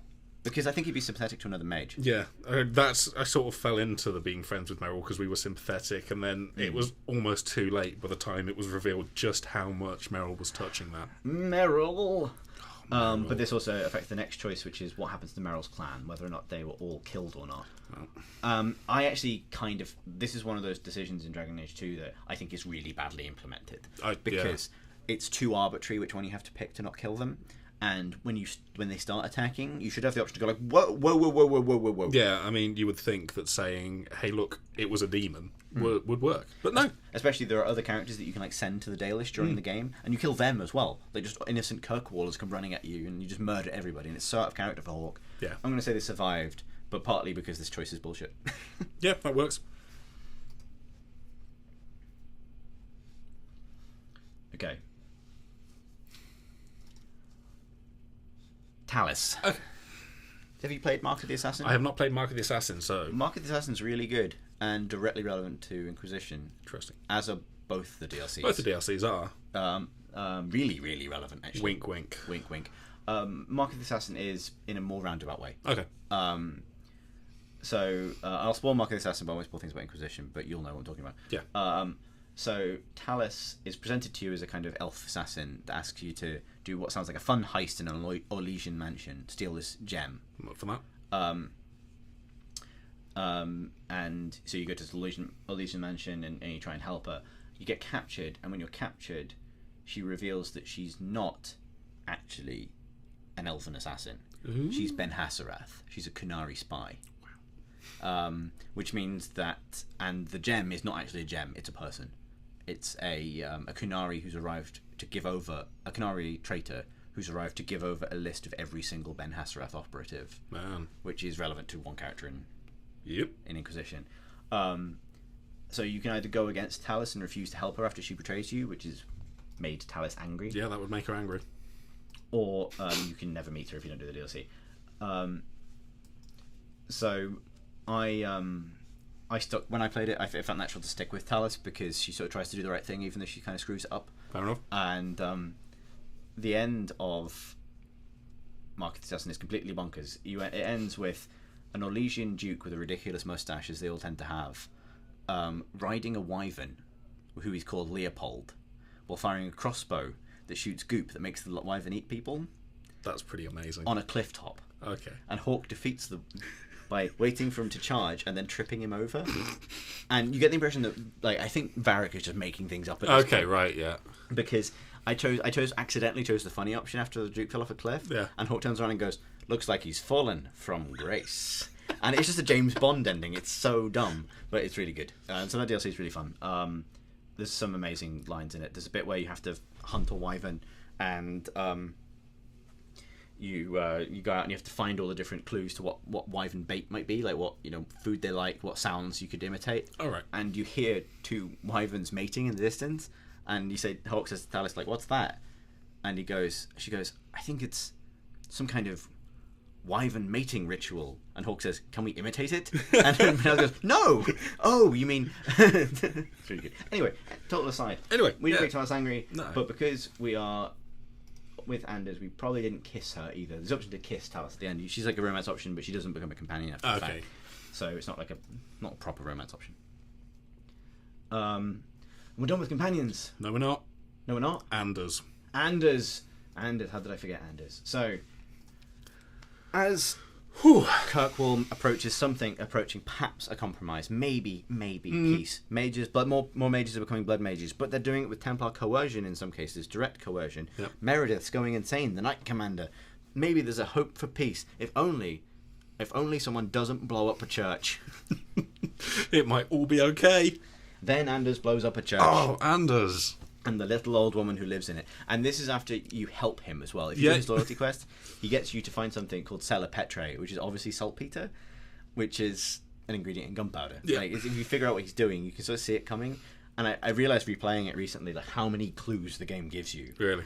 Like when I first played it, I was really shocked. But literally, like, Anders doesn't come across as saying like, the changes will be explosive. But like, there's an amazing line, and this must be a deliberate pun on the part of the writers, where you, at the end of that quest, you help Anders, you distract the Grand Cleric while Anders basically plants a bomb. And when Anders returns to tell you he's ready, the Grand Cleric literally says, "You look troubled, child. I hope in your time here you have found a balm." Yes, he has. He's actually planted a balm. Yeah, put one down. Yeah. It's like it's the most obvious clue. Anyway. Anders blows up the chantry. This causes Sebastian to leave, guaranteed, to go and raise an army in Starkhaven. Your other companions will or won't stay with you based on their approval of you and what you choose to do next. Yep. This is the thing that starts the war between the Templars and Mages. This is the single biggest event in Thedas, really, at this point. This is the end of the circle, really. Good job, Anders. Do you tell Anders off? Yeah, and this is complicated. Approving or not approving here is not the same as what decision you make about Anders himself. Yeah. It's what you say immediately afterwards, really, like whether or not Hawke... Because Hawke can approve. Hawke can go like, yeah, right, time for Mages to rise up, blow up some old women, and claim our moral high ground. That we definitely have. And Hawke is obviously very close to Anders, but he's also been a bit of a pragmatist and a diplomat. So, would we yell at him and then let him live? That's what I did, but I wasn't romancing him. But my gut reaction was to yell at him. I think my gut option would be to yell at him as well, especially because he lied to you as well. Yeah, that's it. There's deceit. There's the murder of an old woman. It's basically most people are going to yell at Anders at this point. Weirdly, only a real jerk would probably go like, "Good job, Anders. Should have included me on your radical plan." You know how much I love blowing things up. Anders at this point can be stabbed to death for what he's done. For what he did. Which is probably what any kind of Templar supporting Hawke would do, unless they really liked Anders, because Anders is charming. But, oh well. We're going to let him live. Yep. We like him. We like him too much. He's too pretty to die. So, that's all the companions. Let's move on to... Prologue. The prologue. We're almost there, Phil. We're almost there. We are going to get through this. We're going to explain every choice in Dragon Age. Okay, beginning of the game. Hawke arrives in Kirkwall. He needs a sponsor to get into Kirkwall because his deadbeat uncle doesn't have any money to pay the guards who have enforced a quarantine on Ferelden refugees. You have a choice. Exactly. You join some smugglers, or you join a mercenary company. Yep. Really doesn't make a difference. Not particularly. You don't do the quests. It just skips to 1 year later. Yeah. It does affect, like, there's some things, but, like, nothing major. I think the smugglers, they'd be better at hiding a mage. Yeah, I went with smugglers. Smugglers are cool. I think I went with the mercenaries because they're a bit more, like, legit. But, yeah. Act 1. Because so much of Dragon Age 2 is caught up in the companions, there's relatively few choices that aren't just, did you do this? Pretty much explain a lot of what happened. Yeah. So, Act 1. For some reason, they've put these two choices at opposite ends of the grid, but the two of them here are related. There's a mission to find some mages that have gone missing on the way from Starkhaven to Kirkwall. And you find them in a cave. Their leader has become a blood mage. You deal with him. But the survivors just want to go back to a circle. They just want to be free, right? Yeah. And there are some Templars arriving to arrest them, led by a guy called Sir Carus, and there's a guy called Sir Thrask outside, who is kind of pro-mage. He's a moderate Templar. Yeah. He believes that Templars are there to protect mages, not to just stab them for no reason. So you have a few options. You can fight the Templars, you can convince the Templars to leave, or you can turn the mages over. Now, our Hawke wouldn't do this, but a dick might. You can convince them to leave, which is possible. I remember I tried and it didn't work. I flat out lied to them and they just didn't. This is a finesse thing, I think. Yeah. Or it's probably a diplomatic option, so that might have been open to us as a diplomatic Hawke. Or you can fight them. What do you think? I think we probably fought them. Okay. So that has the bearing on a choice that, for whatever reason, is all the way over here, on the opposite side of the grid, which is Karas is the leader of those Templars. So if we fought them, we killed him. We killed him. If we persuaded him to leave, he will have just not died. Or if we handed over the mages, he would have not died.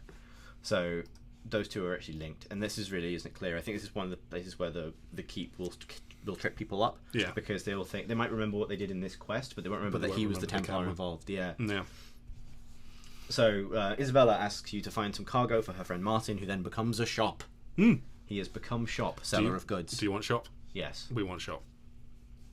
The cargo is somewhat dodgy, but Seamus is the Viscount's son, but he likes the Cune. He does like the Cune. He really likes the Cune, and he's run off with the Cunari to have fun with the Cune. When you find him, you can obviously not return him, in which case he just goes off with the Cunari.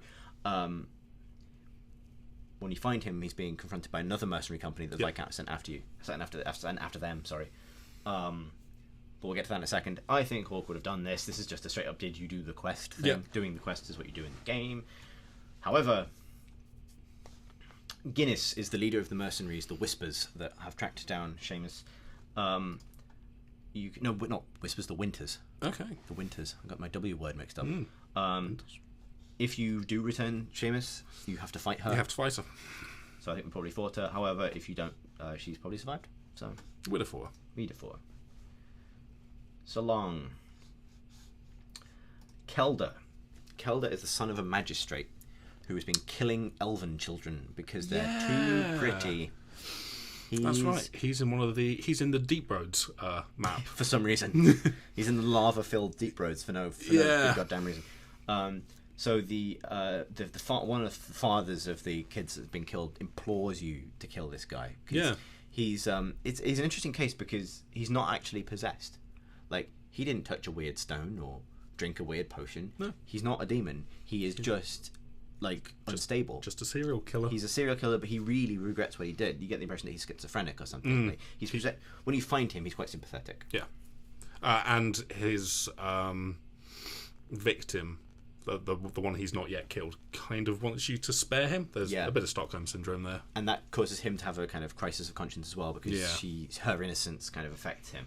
So you might be inclined to let him live, but he may well kill again. Obviously, and his father wants you to spare him as well.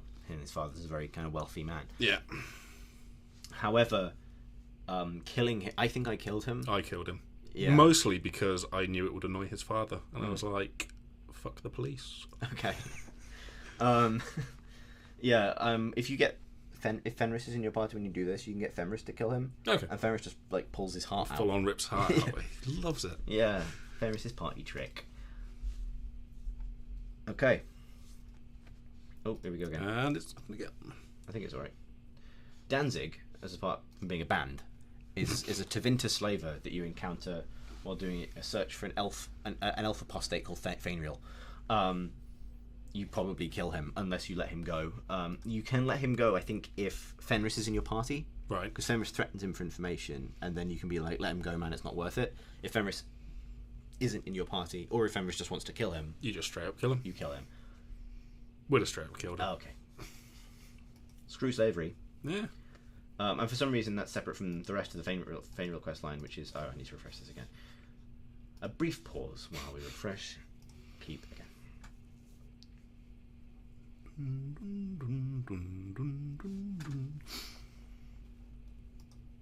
Okay. And we're back. And we're back. Act 1. So, the Fainriel quest is actually over here again.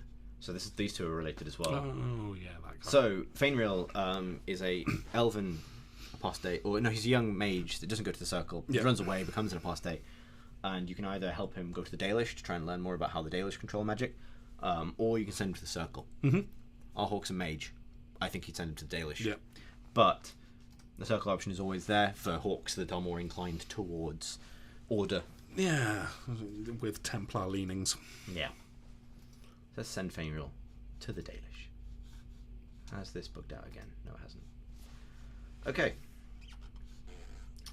Go back again. Sorry for the back and forth, but the ordering of this is real weird. Ghislaine's wife. This is the beginning of a very important quest line that you can totally ignore at this point in the game. Oh, yeah. No, I do remember this. So this is an Orlesian gentleman with a ridiculous voice. Yep. Who asks you to find his missing wife. You find his missing wife. She's in a bag, in lots of bits for reasons you'll find out later. and basically it's about whether or not you did it and whether or not you told him. Is he the one who isn't particularly Sympathetic? Yeah. No. It's more out of convenience that he wants to know what happened to his wife than any actual fondness. Maybe we should hit him with the brutal truth then to try and shake some morals into the I think I did. Okay. Grisly truth. That separates us from the warden. He was mostly worried that her family would think that he killed her. So good. Missing miners. This is just a straight up "did you do it" thing. You find out that the miners were killed by a little Infestation of dragonlings in a mine. The mine. The cave. The mine. The only cave. mine and cave in that game. Which you can then take possession of. Yep, but not in that way. This was another case of don't touch that, really, because they just touched the mine too much and the dragons fell out. In fairness, they're miners, so it was their job. To be fair, yeah. Blackmail Sithrask. This is when you go off in search of an apostate on behalf of Sithrask, who's the good Templar. Yep. She turns into an abomination. You find out it was his daughter. So she's already dead, but it's whether or not you use the information that his daughter was an apostate that he was shielding against him. You can give him the information gratis, keep it secret, or you can blackmail him. Blackmail the heck out of him. Despite being the mage, Hawke, I did not blackmail him. Thrask is legit. He was, he's a nice guy. I think we shouldn't blackmail him. But if you want coin, and Act 1 is all about the coin, it's about getting the coin. Then maybe you blackmail him. Iduna this is in a quest about to find missing Templar recruits that are being lured away and turned into abominations of course. by blood mages. One of those blood mages is called Iduna, who's posing as a prostitute in a brothel. When she finds you, she kind of like mind controls you, and if you're a mage, you do this radical kind of like snap out of that. Yeah, it's really cool. After you've broken free of her mind spell, you have the choice to kill her to death or hand her over to the Templars. Okay. So Templar Hawke probably handed to the Templars, but Mage Hawke tricky. I killed the heck out of her. Me too. But all right, let's do it. Yeah. Don't suffer no fools. Okay, Karen, which is a cross between Kevin and Karen, is the only Templar recruit to survive that quest. Yeah. It's the one you find that's still alive, and you prove with magic with Anders or Meryl. Oh, really? Yeah, with blood magic. Oh, good. Of course, that he's not possessed. Yeah. And if he's not possessed, you can return him to the Templars. But the Templars are like, how do you know? And he's just I'm not a wizard. So, I think, would we reinstate him to Templars? We haven't kicked out the Templars. He does show up later either way, but I had him reinstated because his sister seemed quite distraught about the fact that they would have no money if he was kicked out, and it was just one of those nice human things. Sold. Also, I mean, Hawke trying to fill the Templars with people that owe Hawke is like, that's a good plan. That's a better plan than Anders' plan. Ketijan is a Sarabas, which is a Kunari mage, and the Kunari bind their mages and sew their lips together and do all kinds of nasty things to them. Because the Kun. Sorry, terrible. Oh god, we've been here for ages. Anyway, in a quest, you're given by a completely legit character called Sister Patrice, who's not going to be a problem at all. You're given this Kunari to escort from the city, and you might agree initially because, hey, it's a fellow mage or whatever. Outside, the Kunari try to get him back, and this is all about whether or not you defend him from the Kunari, because handing him over means handing him over back to his people. Whatever you do, he dies. Yeah, he just kills himself. He kills himself because the Kun. Yeah. Yeah, because he already feels internally that he has irrevocably touched that. And so the Kun. It's a kind of combination of rule 2 and 3. I think this Hawke would defend Ketijan from the Kunari rather than hand him over. Yep. Solidarity for mages. Pointless solidarity. Cool, that's Act 1. Yeah. In the bag. Steaming on through. Act 2. Gascard Dupuis is a blood mage that you encounter on the search for the murderer who killed Ghislaine's wife in the first act. You think he's the murderer initially, and he's been doing blood magic to find the murderer, but he's not the murderer. He's not the murderer, but you can still kill him because of the blood magic. Yeah. I didn't kill him. Okay. Because I felt like he might be a way to find the murderer. And like, I don't kill blood mages on principle. I only kill them when they're actually like doing blood magey things. I did kill him. Okay. Because I didn't like him much. I think this is a diplomatic Hawke. It's going to look to make Yes, allies. that's true. I think we're going to leave That's a good point. Gascard alive. Varnell and the Kunari. So Varnell is a zealot, so a Templar zealot who kidnaps a Kunari delegation coming back from the keep after a meeting with the Viscount. Yep. And ties them to a post, and there's an angry mob getting ready to kind of lynch them. As tensions rise between the Kunari and the governing body of Kirkwall. If you don't side with him, the Kunari are killed, but you save some of the Kunari. I did this recently as well. I've completely forgotten. You fight him basically and an angry mob. If you side with him against the Kunari, you have to fight the Kunari. Fight the Kunari. I think Hawke's not going to side with the Templar. No. While persecuting a tied-up person, even if they are Kunari. Yeah, that's a bit extreme for our diplomatic Hawke. Yeah, and also he's there to try and avoid a disaster with the Kunari. So yeah, even a Hawke that's just interested in the politics of Kirk will probably avoid killing the Kunari in that instance. After that, you find out that that was sort of orchestrated by Sister Patrice. Oh, you can't trust her. You can't trust her. She's trying to start a war between the Kunari and the people of Kirkwall. Yep. She does this by orchestrating the murder of Seamus Dumas if he survives the first act, which he did for us. Mm-hmm. Now, I don't think we would side with her. I don't think we would side with her. You can for some reason. Yeah, you can side with her, in which case you together come up with a conspiracy to make the Kunari look like assholes. Yeah. And a war starts. Good job, hero. Well done. But if you don't side with her, she takes a Kunari assassin's arrow to the face. She does. So, arrow to the face for Patrice. Discover looter of Hubert's caravans. This one... Is this tied to the... well, this is tied to the mines again. It is the mines. So it's the mines again. This is the Act 2 mines quest. Yep. In this case, it's actually... This picture makes it look like it's a dragon. Mm. And the description makes it sound like it's a dragon. It's not a dragon. No. It's just some looters. It's some bandits, and you kill the bandits. It's a dragon in the Act 3. dragon is Act 3. Yeah, just a weird little discrepancy and keep... Anyway, we probably do that. We do that. It's our mines. We get money for it. But this one's quite confusing, because people might remember doing the dragon in Act 3 and thinking, oh, anyway. But you probably did it anyway, so... Didn't help Yevon. So, you only encounter Yevon if Nathaniel is dead. Right. This is basically... When you play through it, you'll get one more Deep Roads quest after the trip to the Deep Roads. Yeah. It's either Nathaniel in Act 3, or it's this guy in Act 2. Okay. The plot of this guy is inspired by Hawke's example. This guy's sons have gone into the Deep Roads looking for the lost Tig. So, you can save one or the other of them from pursuing Darkspawn. Right then. Pick a dwarf you like. Maybe you like Ewan. Maybe you like Merrin. Well, yeah. But for us, Nathaniel survived. So we're not. So we didn't actually help him. No, but either way, you just pick a dwarf, don't you? Pick a dwarf. Javaris is the dwarf merchant that is trying to get the secret to Kunari gunpowder. Yes. Well, black powder, as it's called in Dragon Age.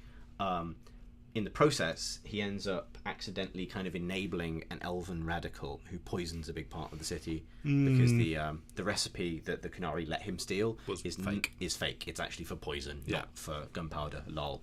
Kunari.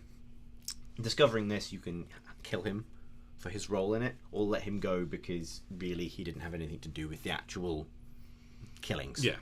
I think we let him go. I think a jerk Hawke could kill him, but we're diplomatic. We're less bloodthirsty than in Origins. yeah, Hawke's kind of alright. Okay, Lieutenant Harley and the Raiders on the Cliffs. Yeah. Lieutenant Harley, you encounter her if you go out to the Wounded Coast for the millionth fucking time. There's a lieutenant pinned down by some arrow fire from a group of raiders who are called something. I've totally forgot what they're called.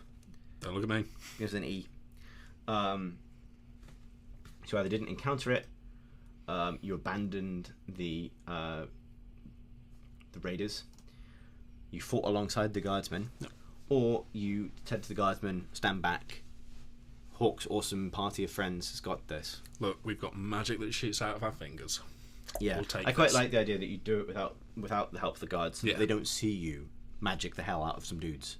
This is a good point. We're still in Act 2. Yeah. We're not quite Whereas maybe a more kind of like connected to the people of Kirkwall, Hawke might Yeah. side with the guards for that. We'll take this one on. Okay. Fainreal in the Fade. So, Fainreal, who you may have sent to the Dalish or the Circle, either way, he turns out to be something called the Somniari, which is a Tervinter dream mage, basically. They can do things in the Fade that no one else can do, including change people's minds. It's kind of like blood magic, but worse in some ways, because it's not really blood magic. And he's lost in the Fade, and you have to go into the Fade to get him, and you'll either do this on behalf of the Circle or on behalf of the Dalish. When you're in the Fade, the various demons in his head will basically like corrupt your friends and turn them against you and tempt them away. Which leads to Isabella's best line when she's offered a pirate ship, when she says, I like big boats and I cannot lie. Good. Good work, that writer. Yeah. If you do it all right and you say the right things and you kill the demon without harming Fainreal, Fainreal is free from his... He wakes up and he goes to Devinter. To study the magic of dreams. The magic of dreams. And become a Somniari in an awful country. Yeah, full of terrible people. Yeah. If you kill Fainreal inside the Fade, you've made him tranquil. You've made him tranquil, which is an awful thing to do to a person. You've basically neutered him. You've lobotomized him inside the Fade. Which a mage Hawke really wouldn't do. Or you can kind of fuck it up and he stays possessed. And he becomes a dream walker. I forgot what the name is for mages that stay in that state. No. Can possess people. I did not do that because that sounds bad. Yeah, I think Hawke will get this right. Fade's his business. And the Arashok. So this is basically, if you hand over Isabella to the Arashok like a big dick, you don't have to kill the Arashok. He just goes. If you do, you turn him into a skeleton. Yep. Just like that. Just like that. Done. It's not just like that, it's quite a long and cordial. Whew. Act 3. Act 3. So, you're approached by a man named Nuncio. He's from Antiva. He claims to be an Antivan lawmaker tracking down a deadly murderer. Oh, no. And of course, Hawke would probably agree to help him. You can refuse to help him, and you can simply not encounter him. But helping track down a deadly murderer. Yeah, however, you would never meet this person if Zevran is dead. Yeah, there'd be no need.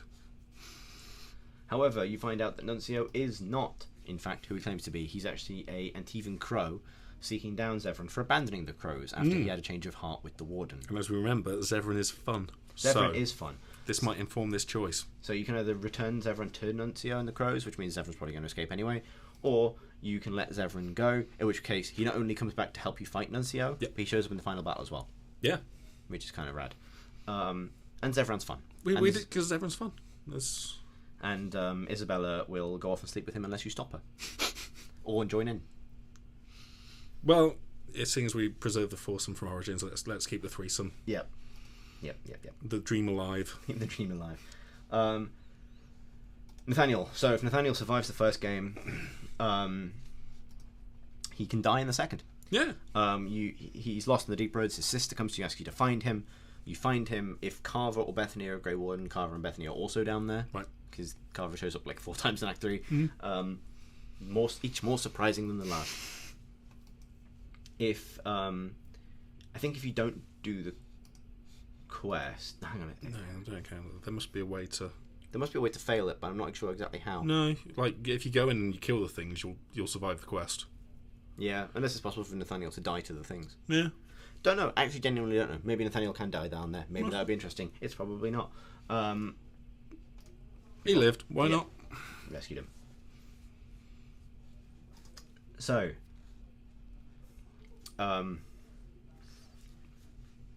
your Uncle Gamlen is obsessed with finding an amulet for some reason. After a really convoluted quest involving a croquet mallet for some reason, pretty much, you find a woman in a cave who turns out to be Gamlen's daughter, Sherrod. Yep. This is an excuse for earlier in the quest, the writers to foretell that moment by having Hawke say, "It's time to end this charade."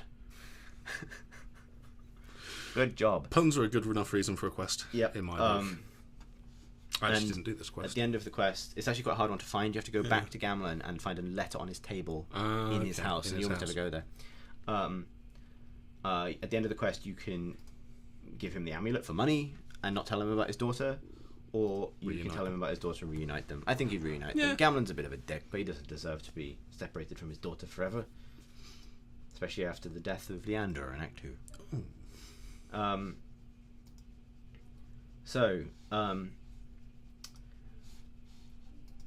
Hawke discovers some conspirators planning to overthrow the Knight Commander, which is obviously what Hawke maybe wants if he's a mage, but nonetheless, when you discover them, they have kidnapped one of your friends or a sibling. If you have no surviving siblings, it's Fenris. If you have any surviving siblings, it's the surviving sibling. And in the fracas, Sir Thrask is killed. Keren, if he's there, is involved as well. But at the end, you have a choice of who you hand them to. Yeah. I think our mage would probably hand them to First Enchanter Orsino, mage to mage. But you do have the option of turning over to Meredith if your Hawke is more inclined towards the Templars. Essentially just flagging up where you're going to go with these final choices, which we've already decided. Emil is he's the last of the apostates you track. Well, one of the apostates you track down on Meredith's command. Yes. 2 of them turn out to be abominations. Emil just turns out to be drunk and trying to lose his virginity. Yeah, he's kind of boasting in a strange way. Yeah, in a pub, just boasting of being a blood mage, but he's not actually a blood mage. Yeah. So you can either let him go, in which case he becomes an apostate, or you can return him to the circle. Which is a bit mean. I actually returned him to the circle. Did you? Because he seemed like, even though I was an apostate Hawke who was very pro-mage, I thought he was such a dick and so obviously incompetent that he would just get himself or someone else killed almost immediately. He would probably just stumble into blood magic by accident. Yeah, or just turn a corner and get in a fight with a Templar and innocent people would die. So I actually handed him over. Like the very rare example of a mage that's so dumb, maybe he does belong in the circle. Fair enough. I'll let him go. Yeah. Okay, we'll let him go. This talk's more of a hardliner. It's Anders' influence. It must be. All right, side of the mages is pretty inevitable at this point, given our viewpoint. But Chantry explodes. You're asked to make a decision. Will you ultimately help the Templars implement the rite of annulment and finally purge the circle? Similar to what Colin asked. That's just mage genocide. Just mage genocide things. Or will you side with the mages and finally begin a mage revolution in earnest? Yeah. Our Hawke, apostate Hawke, going to become a mage rebel. But again, that's a pretty. It's you can kind of see both sides depending on how you played through it. I mean, the Templars are a bit more evil because you don't really have a Templar party member. Like Sebastian's the only one who really puts forward the viewpoint, and Carver to an extent if he goes that route. Fenris to an extent as well. Yeah, but Fenris is like still outside of the system, whereas Anders is kind of inside of it. Keren, this is if he shows up at the end. With the conspirators, provided he was still in the Templars. I think at the beginning, I think he's with them anyway. You can give him back to Cullen and persuade him to stay. You can let him go, in which case he leaves the Templars, and you can kill him. Kill him. But I think we'd probably try and show clemency and let him go. Yeah. Finally, the actual dragon in the bone pit in Act 3. It's just a straight up dragon fight. Did you do it? Probably yes. You get the actual armor of the champion, which is the armor that Hawke has always shown was wearing. Cool armor. So do this for a point of contiguity. And wear that armor. It's Act 3. We're almost there, Phil. We're almost there. The Legacy DLC. Okay, so Legacy DLC. If you're committed at this point to like experiencing the whole Dragon Age story, Legacy of the DLC is actually essential. Yes, like it's part of the story, like big style. The story of the Legacy DLC is that Hawke is sort of embroiled. He's attacked by assassins who are after his blood, and the reason it turns out he's after his blood is because Hawke's father was basically blackmailed by some Grey Wardens into setting up magical wards to hide what they thought was a intelligent talking darkspawn. Yeah, like the Architect. And only the blood of the Hawke can destroy these wards. Blood of the Hawke. Yeah, which is what it's called. So, Malcolm Hawke wasn't involved particularly, but he was blackmailed into doing it. Basically, the Grey Warden said they would kill Leandra, Hawke's mother, if Malcolm Hawke didn't do it. When you're exploring the kind of Grey Warden prison dungeon that this takes place in, you can find bound shades that were trapped there by Malcolm Hawke, and when you destroy them, they kind of play like the final thoughts of Malcolm Hawke as he departed the reason. So you hear Malcolm Hawke's voice for the first time. Yeah, and that's finding Malcolm's will, basically. Cool. And he sort of explains some things. So it's just a question. So this did is you one of do- those do did the do quest. it? Worth doing because it sort of fills in who Malcolm Hawke was a bit, who is the mage. At the end, you're asked to make a choice. Larius is a Grey Warden who has already had his calling, which is when the Grey Warden taint the Darkspawn inside them because they drank something. Starts to take over, and he's gone into the deep roads to die. But he's kind of reclaimed his sanity. He's bedraggled and looks evil, but he's kind of reclaimed his sanity. Right. His view is that the imprisoned Darkspawn, Corypheus, who is not actually a Darkspawn, should be destroyed, released and destroyed immediately. The other view is espoused by a Grey Warden called Janica, who says that that Corypheus should be released and bound to try and find an end to the blights, which is quite similar to what the architect was suggesting. However, over time, if you bring Anders with you, or if you just pay attention, you realise that Corypheus can control Grey Wardens. Because of the nature of the Grey Warden taint, and because of what Corypheus is. Which I'll explain because a lot of people listening to this will want to know what the plot if they're going straight into Inquisition. Corypheus is or claims to be one of the first Magisters, which is the people who first basically breached the Fade and stepped into the Golden City and caused the corruption that led to the Darkspawn. Yeah. And so because of his connection to the origin of the Wardens, he can control Wardens. So it's heavily implied that Janica is under his command. Right. So when I did this, I sided with Larius and killed Corypheus. Seems like the safe. Yeah, but there's the safer bet. But at the last minute, Janica reveals that Larius was the warden that blackmailed your father. He's the one that threatened to kill your mother. So it's a personal thing. But Hawke can actually just say, "That's terrible, but this is worse." Yeah. And go with it. So I think we should go with Larius. Yep, that makes sense. But yeah, so that's kind of an important thing to know. Kind of how that ends and about Corypheus. And then Hawke does destroy Corypheus. But as they're moving away, Larius's behaviour changes rather markedly. To be continued. Yeah. I think we've done it. That is Dragon Age Keep. Hopefully this has been useful to you. Moving through the Keep in this way. It's been fun talking through the entire series so far, but lore chats are great. Yeah, but if you are, I mean, these are some of my favourite games, and even Dragon Age 2 with all of its problems has some great moments in it.